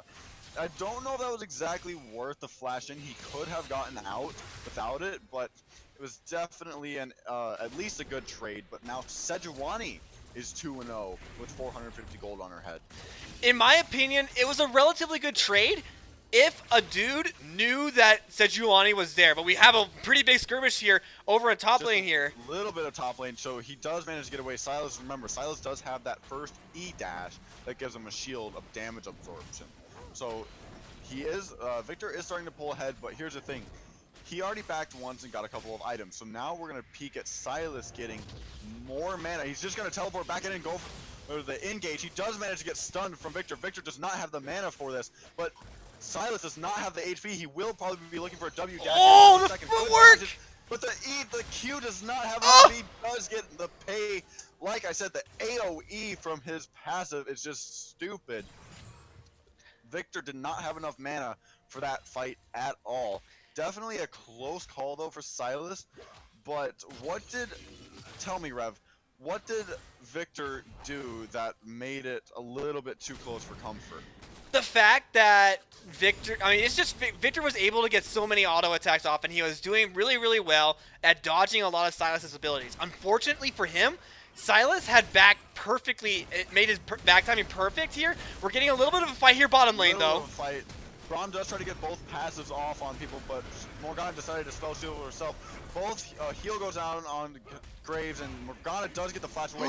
Graves, no! Probably gonna pay the price for that one. Braum's gonna he does get the triumph from that, and that will possibly be a double kill bottom lane. Graves needs to go back in before Morgana gets taken out. Graves did just get that fleet forward. Morgana does get the kill. That is a double kill for bottom lane. All summoners being used on Novasphere's game side. So now Lucian has a little bit of a flash leeway against them, but now Graves is 2-0-2, Morgana is 2-0-2. They have 450 gold on their head each, which might spell disaster if Lucian gets both of those. But one thing I want to point out real quick, does Victor know that Silas does magic damage? He built Glacial Shroud. I think it's part of an item build. So when he gets glacial, not glacial, it's the glacial fist, whatever it is. I can never. He's probably trying to go for something that empowers his auto attacks, but who knows? We'll see what happens. It's still pretty early to tell what he's trying to go for with his item build path. I don't play a whole lot of top lane Victor, I'll be perfectly honest. But there might be a method behind the madness here. But I just want to talk about what just happened in bottom lane. NSG played that near perfectly to be able to stay alive with as much health as they had. I was a little bit worried when Midget Gizmo flashed in and tried to get the auto attack on to Hacky Sack Joe, and Hacky Sack Joe managed to live just a little bit here, but it looked like Morgana was just able to get just enough damage onto him for him to die as well. But we do have a fight over in top. Hold on. Silas does get stunned, but he does summon the other Daisy. Daisy comes back from Silas. Silas is all their ultimate too. Victor might be paying the price for this as Daisy is coming in, but he does get the heal and shielding from Ivern. They might have to kill this Daisy real quick, but like I said, there is the other Daisy. Aatrox is also top lane trying to help. But it's just, look at that, just another Daisy. Oh wait, Victor might be looking, they might find each other real quick. There's a ward. Oh, Silas they does do. dash back in. He does get the Q. Silas does. Oh my god, that small dash and heal. It's just too much. Victor does not have a natural spell vamp ability. Just so sad. We might have another skirmish going back in top lane. He does manage to get the root off. But in bottom lane. Oh my god, bottom lane still fighting. I can't talk over both fights at once. Aatrox is looking for the death of Silas, but Aatrox's ultimate is just about to run out. Silas will be looking to go back in, but Ivern's making sure he gets out alive. I missed what happened bottom lane because of this. I can't talk over two casting fights at once. What happened in bottom lane? We caught it just a little bit over in. We caught a little bit of it over in the stream here, but we're not quite done. He dashes out of that, but he still will be getting hit from an ultimate from Lucian. Braum does manage to get killed though for that, but they do get Lucian. Like I said, he just got. Did he get shutdown gold on both of them? No, Sejuani got one of those kills actually. She is now 3-0-1 with 600 gold on her head. Oh my gosh, Rev, I need you to help me out on clearing some stuff up here. So what just happened in top lane? Okay, so over in top lane there, it looked like they wanted to try to fight against Silas, but Silas managed to re-engage onto NSG Nightmare. Sorry, ya boy Zen or Chen, ya boy managed to re-engage onto Nightmare. But when everybody else was kind of backing off, right? A dude was going back to his lane. Nice Try was going back to clear his jungle. And your boy managed to catch him at just the right moment where Nightmare had no help, nobody to help him, right? And it was a very good job as well by Gladiators to stop the re-engage as well from NSG, right? We saw a dude in Nice Try. They try to fight against your boy and as well as your Nurse. But your Nurse did a lot of damage. They procced the ultimate as well, the resurrection from a dude, and he was forced to back away there as well. But over in bottom lane, we saw the power of Braum Lucian, right? I said it in Champion Select, this lane is going to be a nightmare for NSG to deal with. And they do have the Morgana, but Morgana can only shield one person. And we're getting a little bit of a skirmish in top lane as well. Oh my god, just look at that. He got stopped right as the ability still went. So he was stuck in the air, but the ability still went off. Ivern's going in with a little bit of an ultimate from Daisy, but Silas does not have a Daisy ultimate. He has Victor's ultimate. He doesn't. They might use him to tank. Oh, they might. He does ult, but Sejuani misses her ultimate on the engage. Victor should be able to get out alive. He does get stunned, but Victor and Ivern are still working together to fight. Silas is coming back with a little bit too much of a low HP, but he does have a small W dash. Aatrox might be looking to come up here for a little bit of fight, but it does look to be disengaging. So keep in mind that right now Silas has Victor's ultimate, so he can summon that to do AoE damage while in the midst of a fight, and his W heals him. Not only does it do damage, but it heals him. So something that I might not want to see. So let's quickly talk about what's going on with mid lane right now with Lissandra and Aatrox. Ivern and Sejuani are actually passing by each other in the lane. So, alright, let's talk about mid here real quick. I'd love to talk about mid, but we are getting another fight over in bottom lane. Oh my god, another Braum ultimate, and the E does counteract Graves. Graves can't shoot past, but Morgana does manage to get the secondary catch with ultimate off onto Braum, but it is just not enough with Lucian's ultimate and Braum's ultimate engage on top of the Morgana. Graves might want to be careful here. Ivern's going to come in to back him up. Ivern does not have Daisy yet, so it might spell disaster. Graves actually does already have Stormrazor, but that might just not prevail compared to Recurbo and Buildbar Cutlass. Sejuani is also bot lane too. Junglers seem to be following each other pretty well. Absolutely, yeah. So it's good that the junglers are trying to follow each other to stop ganks from happening here. Your boy is just going to get that brick and he's going to walk on out, and then NSG Nightmare is just going to have to walk away here. But so far, I mean, again, Morgana was a good pick, sure, but it's just not quite enough there because I just don't know. I mean, yes, Midget Gizmo has Storm Razors, but Storm Razors by itself is not going to be really good. I mean, it's proven not to be very good because Lucian doesn't quite have a full item yet. He will have one now that when he went back to go ahead and shop, but again, being an item up helps, but it's not helping enough, as it looks like the bottom lane of Gladiators is still being the bottom lane of NSG despite the lead that they had early. And that's what's worrying me a little bit.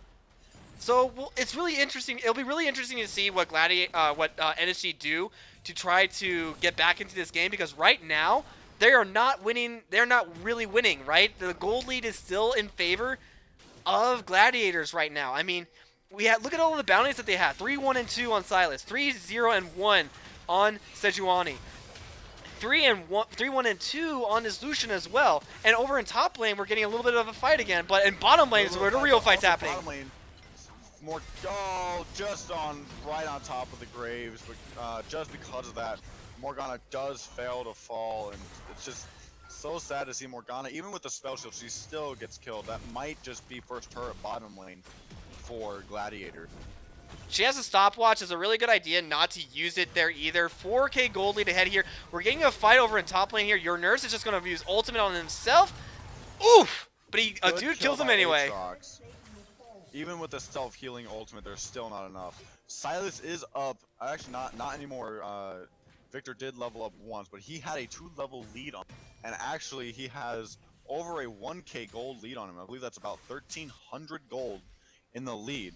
But so one other thing I want to talk about is Ivern hasn't gotten a single killer assist yet, so he is severely falling behind. He hasn't really done much yet, you're right. Bluxy has been just about everywhere, 4-0-1, a lot of kill participation already, and they're going to jump in on them again. Another spell shield from Morgana and an ultimate that gets off. It's just... But over at top... That just comes out. Top lane, we got Victor and Sylas fighting, but it's just not enough for Sylas yet to burst down Victor. So, as we saw, that will be Dragon for Gladiators. But you just saw the instant damage that came right out of Sejuani, freezing Morgana almost instantly. And it just did not end well for Novasphere. So I think Ivern, even though he's a good person and all, it's just not compared to the new Sejuani buffs at all. She's 4-0-1. We got a small fight in mid lane. Braum using his ultimate on Aatrox. Aatrox getting just the shield, barely getting away thanks to the shield from Ivern. Braum had to flash away, and Lucian had to heal him in order to keep him alive from the turret. So Ivern, I think, he did help, but he didn't exactly save his life. So we will have to look out for Lucian starting to dominate. So Graves, yes, good pick and all. They want Graves top lane farming. But now you have Victor Lissandra bottom fighting instead. Seeing, Lissandra might be going in with a root W. Victor does manage to miss his. That is a Victor ultimate on top. Lissandra has no more mana to fight. Why is she still here? She shouldn't. The teleport though. Teleport That's coming Sylas. right from Sylas. Sylas is going to look to dash in and immediately shred him. He does miss the E engage, and that might have just been enough for Victor to get away. Someone will also have to help bottom lane. We do see a Lucian. We do see 3 people heading up top lane. Lucian just slowly taking the farm. They will be going in. Braum's probably going to be... So Braum does not have ultimate, but he does land a Q. We do have a Morgana Q getting off, but no fights yet. So this is still, I think, anyone's game. But look at Gladiators, the 5k gold lead. What can Novasphere...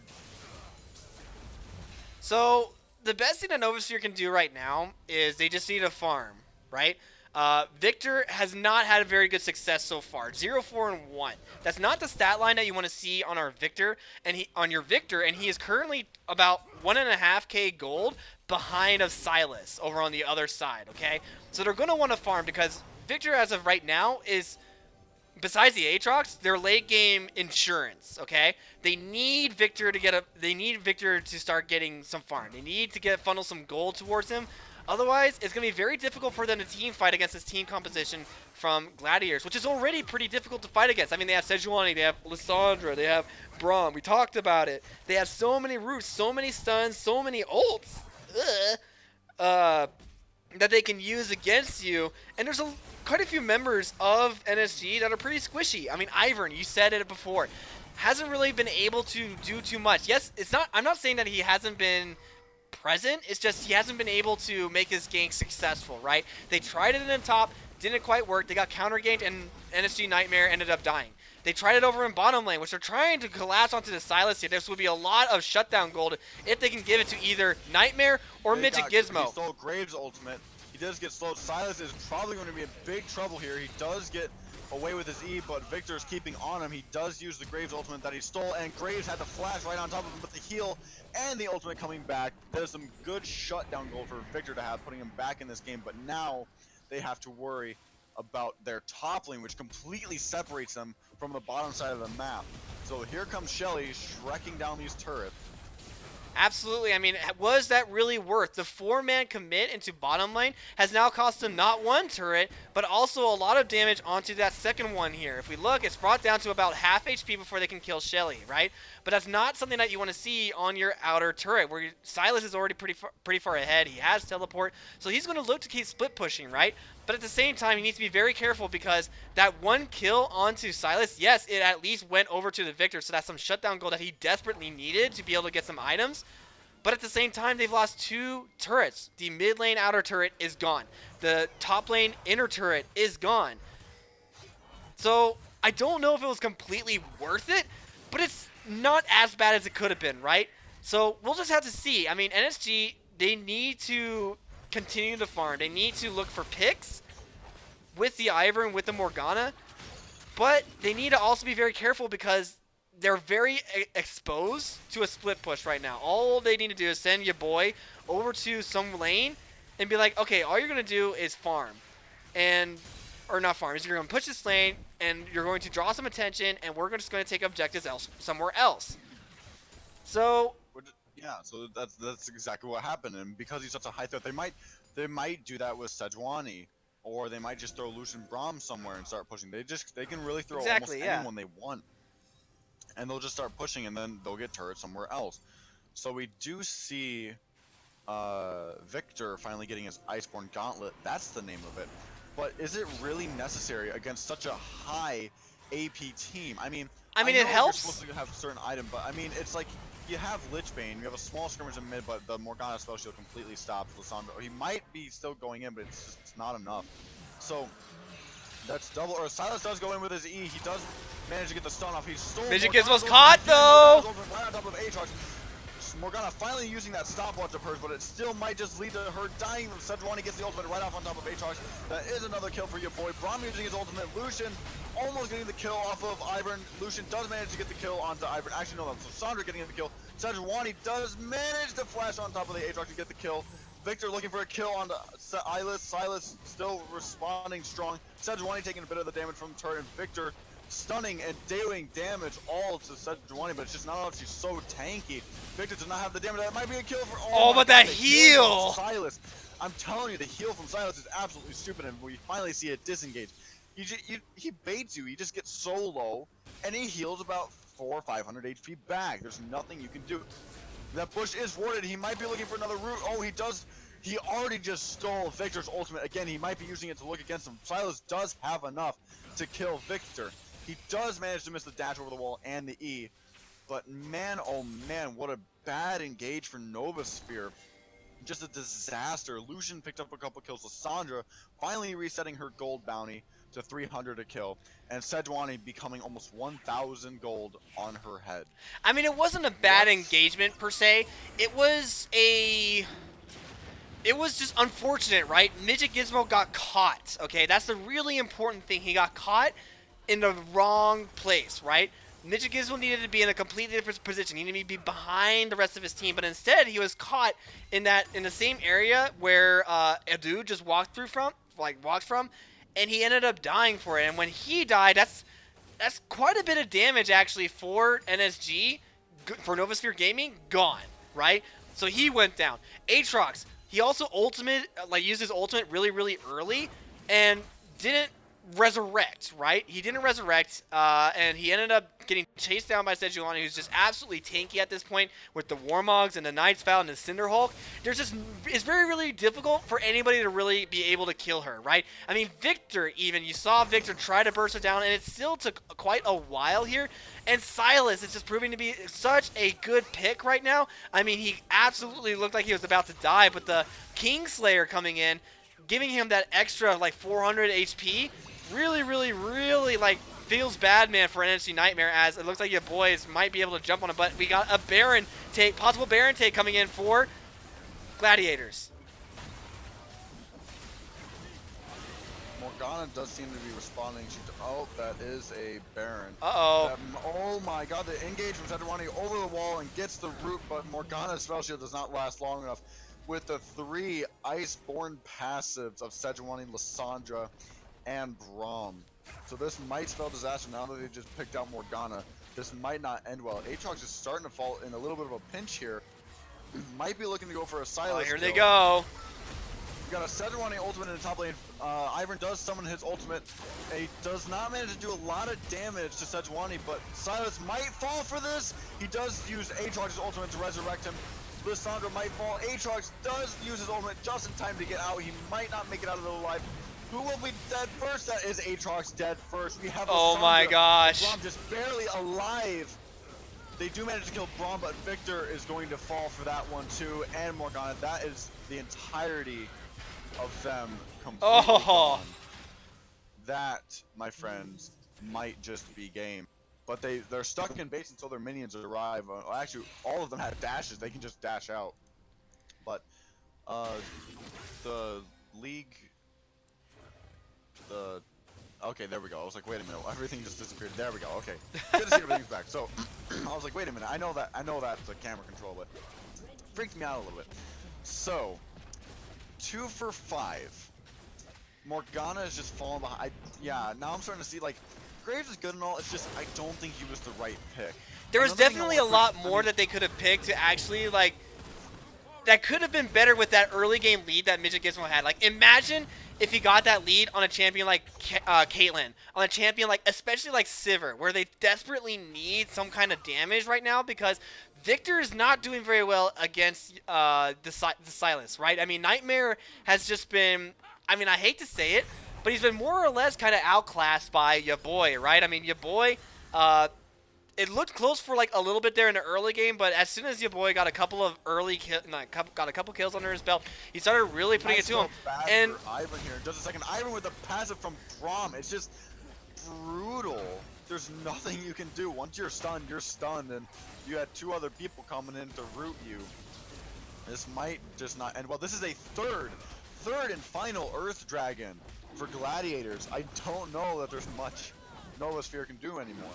I mean, I think, honestly, like, Novasphere just kind of lost this game over in Champions Select, you know? I mean, Graves, yes, you're right. I mean, maybe Midget Gizmo could have absolutely done something with the Graves pick, but it's just not really impressing me right now. I mean, there's some other AD carries that were still open that would have been better, in my opinion. Also, on the flip side of that, Ivern as well was kind of a questionable pick, right? Like, we freaked out about it a little bit over in Champions Select, but nice try, hasn't really been able to make anything happen with his Ivern pick. He tried a couple of times, but it just wasn't successful. And the fact that, I mean, we're going to get another fight here before the end of the game here. Sylas I mean, using Victor's ult. Oh my god, the first proc. Oh my god.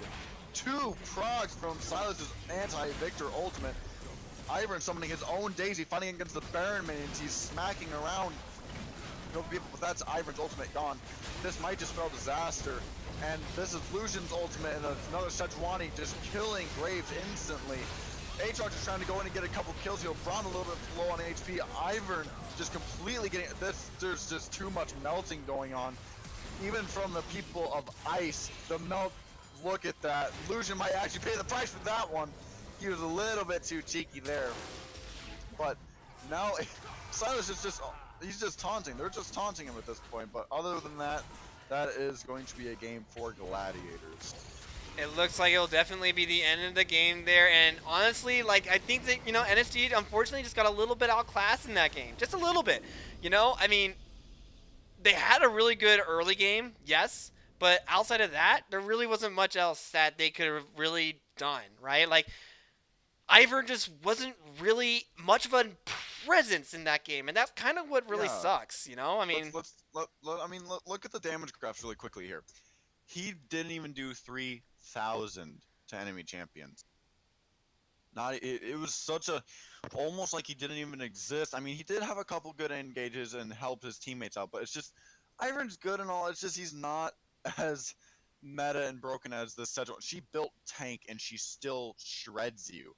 She was 5-0 and 11. She never even faced death. She looked death in the eyes and said, not today.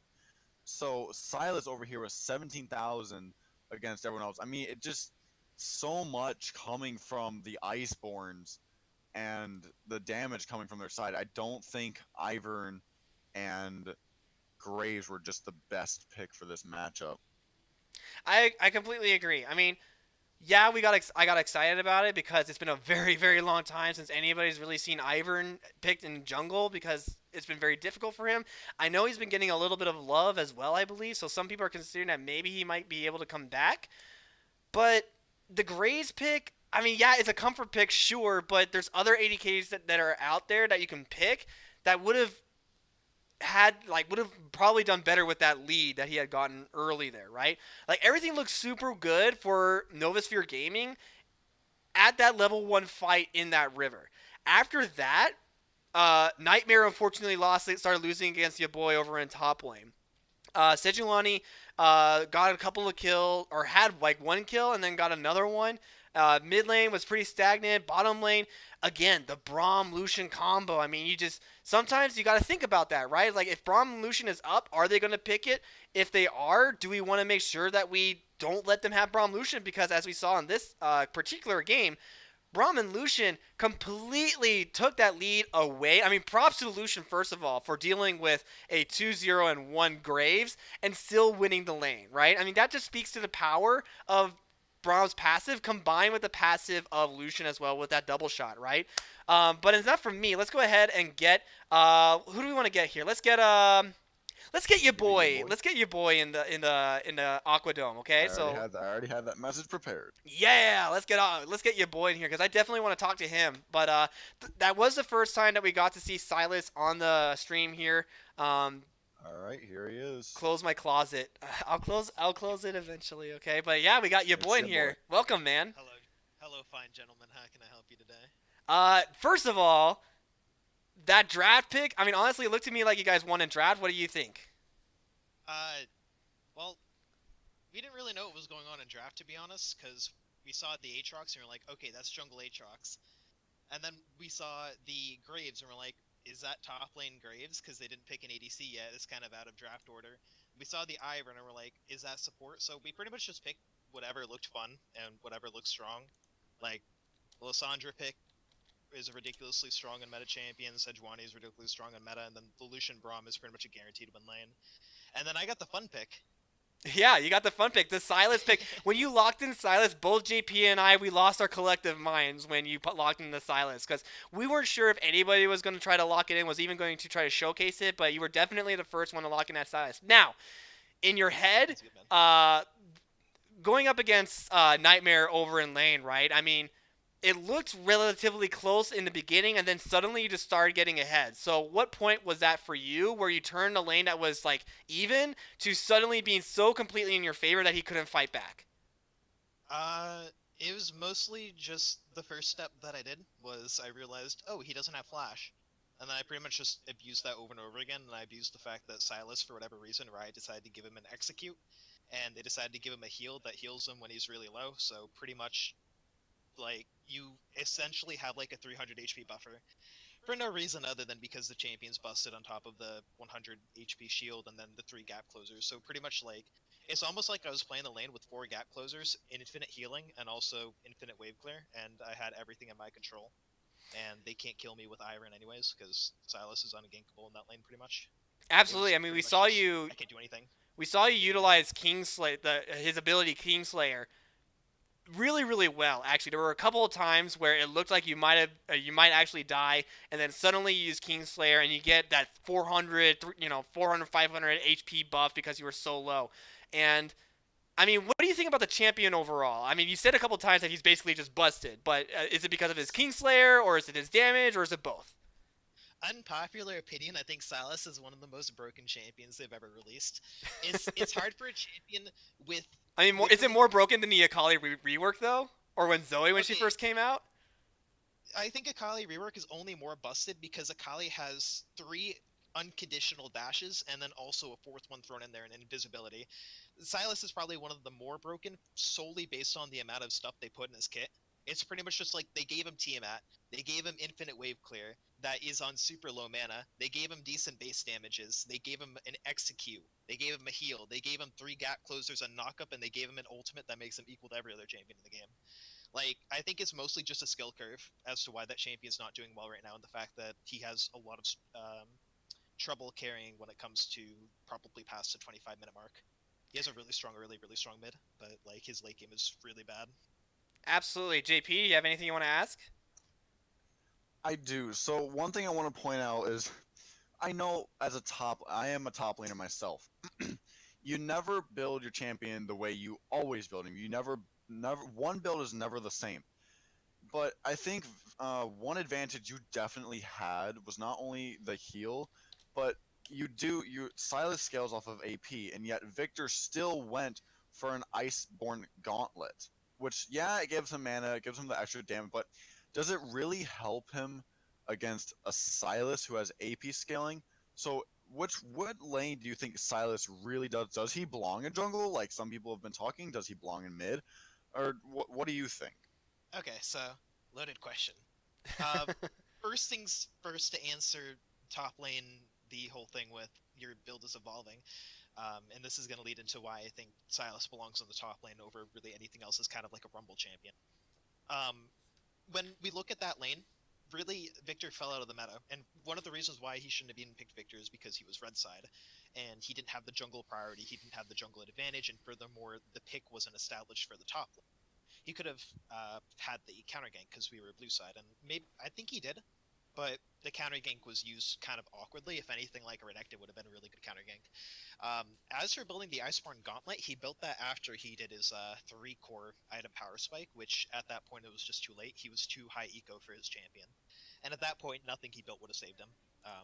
So he could have built pretty much whatever, and it wouldn't have mattered. He might as well just go full tank. As for where Sylas belongs, I think he belongs in the top lane, number 1, for the reason that he has some of the strongest trading patterns in the game. Very, very good harass, very high damage resistance, very high outplay potential, and the thing with top lane is there's a lot of insane ultis that are really good for 1v1. Like, for example, Victor's really good for 1v1 ulti, kind of. It has high burst, it has that short silence.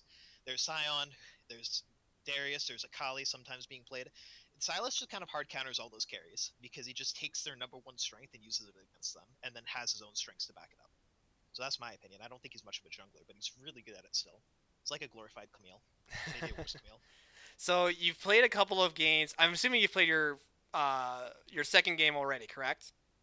Like, we were your second game, and then you had a game before that while you were waiting for us to show up. How did you were playing against? I believe it was Roman Oni. Roman Oni, right? Yes. Probably the best team in the league, in my opinion. Just watched, like, they were on our stream for a little bit, and we saw Doxa pop off on Akali. I mean, what do you think about playing Roman Oni, your sister team? I definitely will say I feel like on an individual level, if everyone is playing at their top peak for our team, I would say that individually we are all relatively close in skill, where we really start to see a gap, especially when you consider ranks as well. It's mostly in the way that they macro. Their support has excellent vision control. Like, nothing on the map is left to the imagination. It's beautiful seeing Turk play. He's fantastic when it comes to warding. It's insane.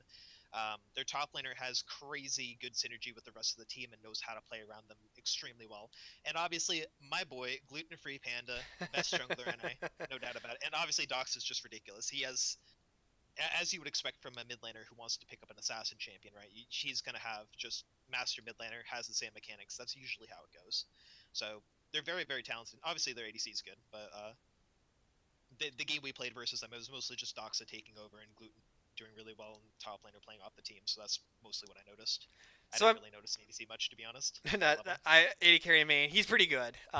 Definitely better than me. He's very good. He's very good. I just didn't see him shine. That's all. The rest of his team was shining really brightly. It's difficult to shine when you have a player, players like Doxa, Gluten Free Panda on your team. It is very difficult to shine. I mean, I'll even go as far as say like uninstall game is actually pretty good as well in the top lane. I mean, he played a really good Cassiopeia, so it's really good to see that. But besides Roman Oni, are there any other teams that you're kind of afraid about? I mean, I don't know if you watched or tuned into any of the streams to get to see some of the other teams play, but are there any other teams that are kind of out there that you're like, we're a little worried to play these guys, if there are any? I don't believe so. I think the common consensus is either we're relatively equal and we have a really good shot at winning, or this game is probably just going to be won in draft solely because we just tend to have much better champion picks. We have very strong meta champions on our team. And also with the new patch coming, with the nerf to Akali and stuff like that, none of our champions pools get affected by that patch. So, I mean, that alone gives us a huge edge over other teams potentially, depending on how their champion pools are structured, how their team dynamics are structured. So, overall, we're looking good. And I would say that the rest of the teams, they look like good competition, but I think we got this one. Absolutely, and I know you were concerned earlier about the length of the overall game night. I know it's kind of late. It is almost 10:30 here, so we're about to wrap up here in a few short minutes here. But what do you think of the league overall? Do you have any criticisms, things you like, or is it just crap all around the board? I'm curious, because you guys are a new team. Yeah. I definitely not say it's bad. I really like your guys' stream overlay. That's one of the major things that I noticed first. Like, it's really pretty. Yeah. It's really well made.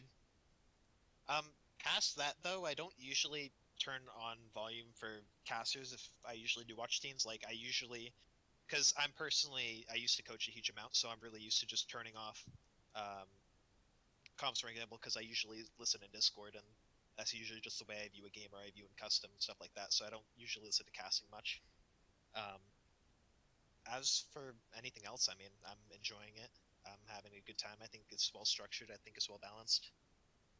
Awesome. Well, we here at the League Esports really appreciate your feedback. And also, if anybody else that's listening to the stream has any other feedback as well for us, any feedback, constructive or, well, I guess don't flame us, but we do have a suggestion box in our Discord. So if you have any ideas for how to improve the stream or things that we could change, things like that, feel free to join our Discord. Just got posted in the chat there. Go to the suggestion box and feel free to leave something for us there. I know some people were suggesting using, what was it, ProDraft or something like that. I'll have to look into that because I've never personally heard of that before. So ProDraft is pretty good.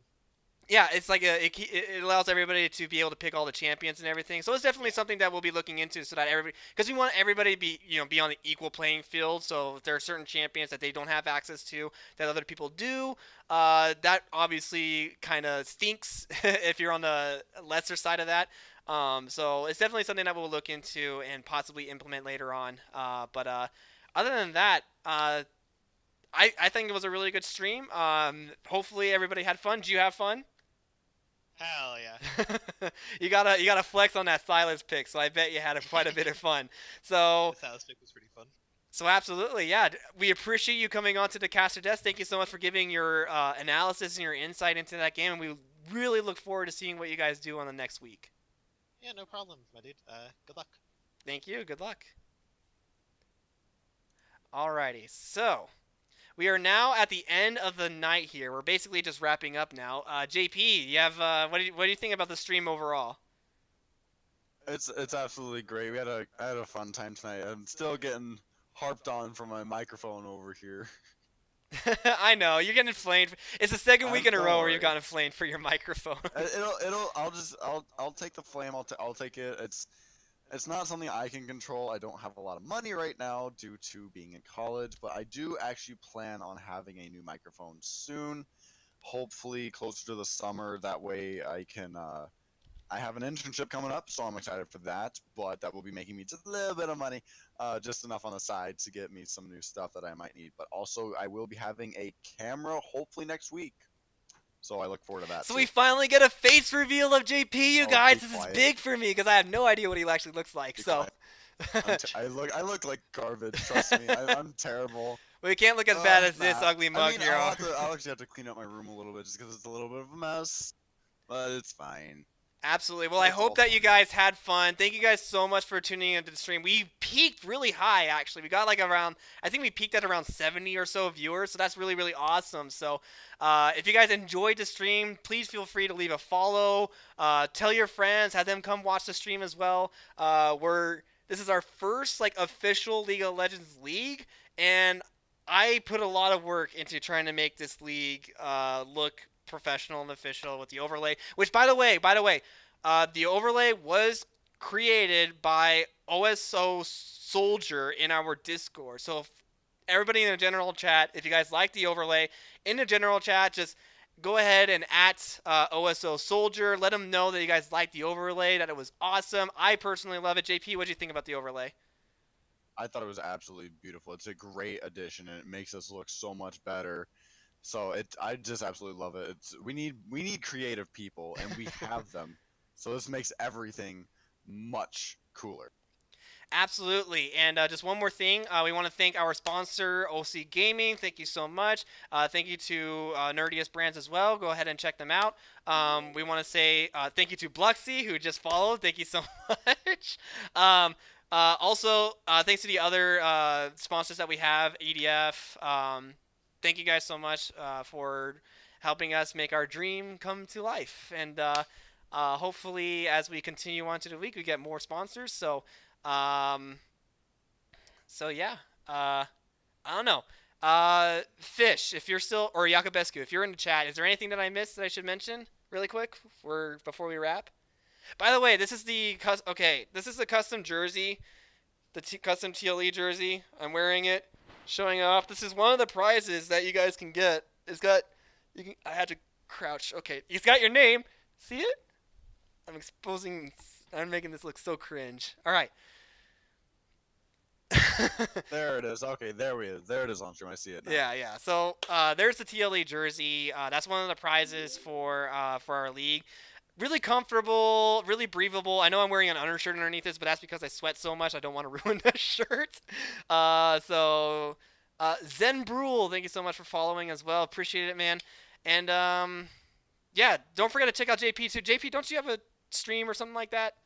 I do. You got a couple seconds. I can stream. You got a couple seconds. It's www.twitch.tv/ basically my name, jpruitt2525. I stream occasionally. I stream a couple games with friends. I do Uno. I know Uno is such a crazy game with 0-7 rule, but I do League. I am a top laner, possibly jungle. I do love to bring back dead champs, so you might see me from trying to get Master 7 on some dead champions.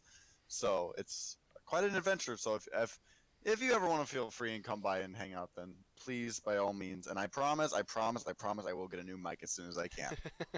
Alrighty, but that will be it from us from here at the League Esports. I am TLE Revenite, and I want to say thank you so much to all of our teams and all of our participants. Thank you so much to our moderators. I know they had their work cut out today. And I want to thank Log on the alternate stream so much for basically solo casting that one by himself. And then also I am the one Fish for helping set up the stream and all the scenes and everything like that for the alt stream as well. I'll be checking the VOD out on that one later on tonight. We'll have some clips uploaded into the Discord as well from the various highlight plays that we had today. And as soon as we get a new montage, we'll be sure to show it off for you guys here. Other than that, thank you guys so much for tuning into the stream. You guys are amazing. And remember to always have a good night.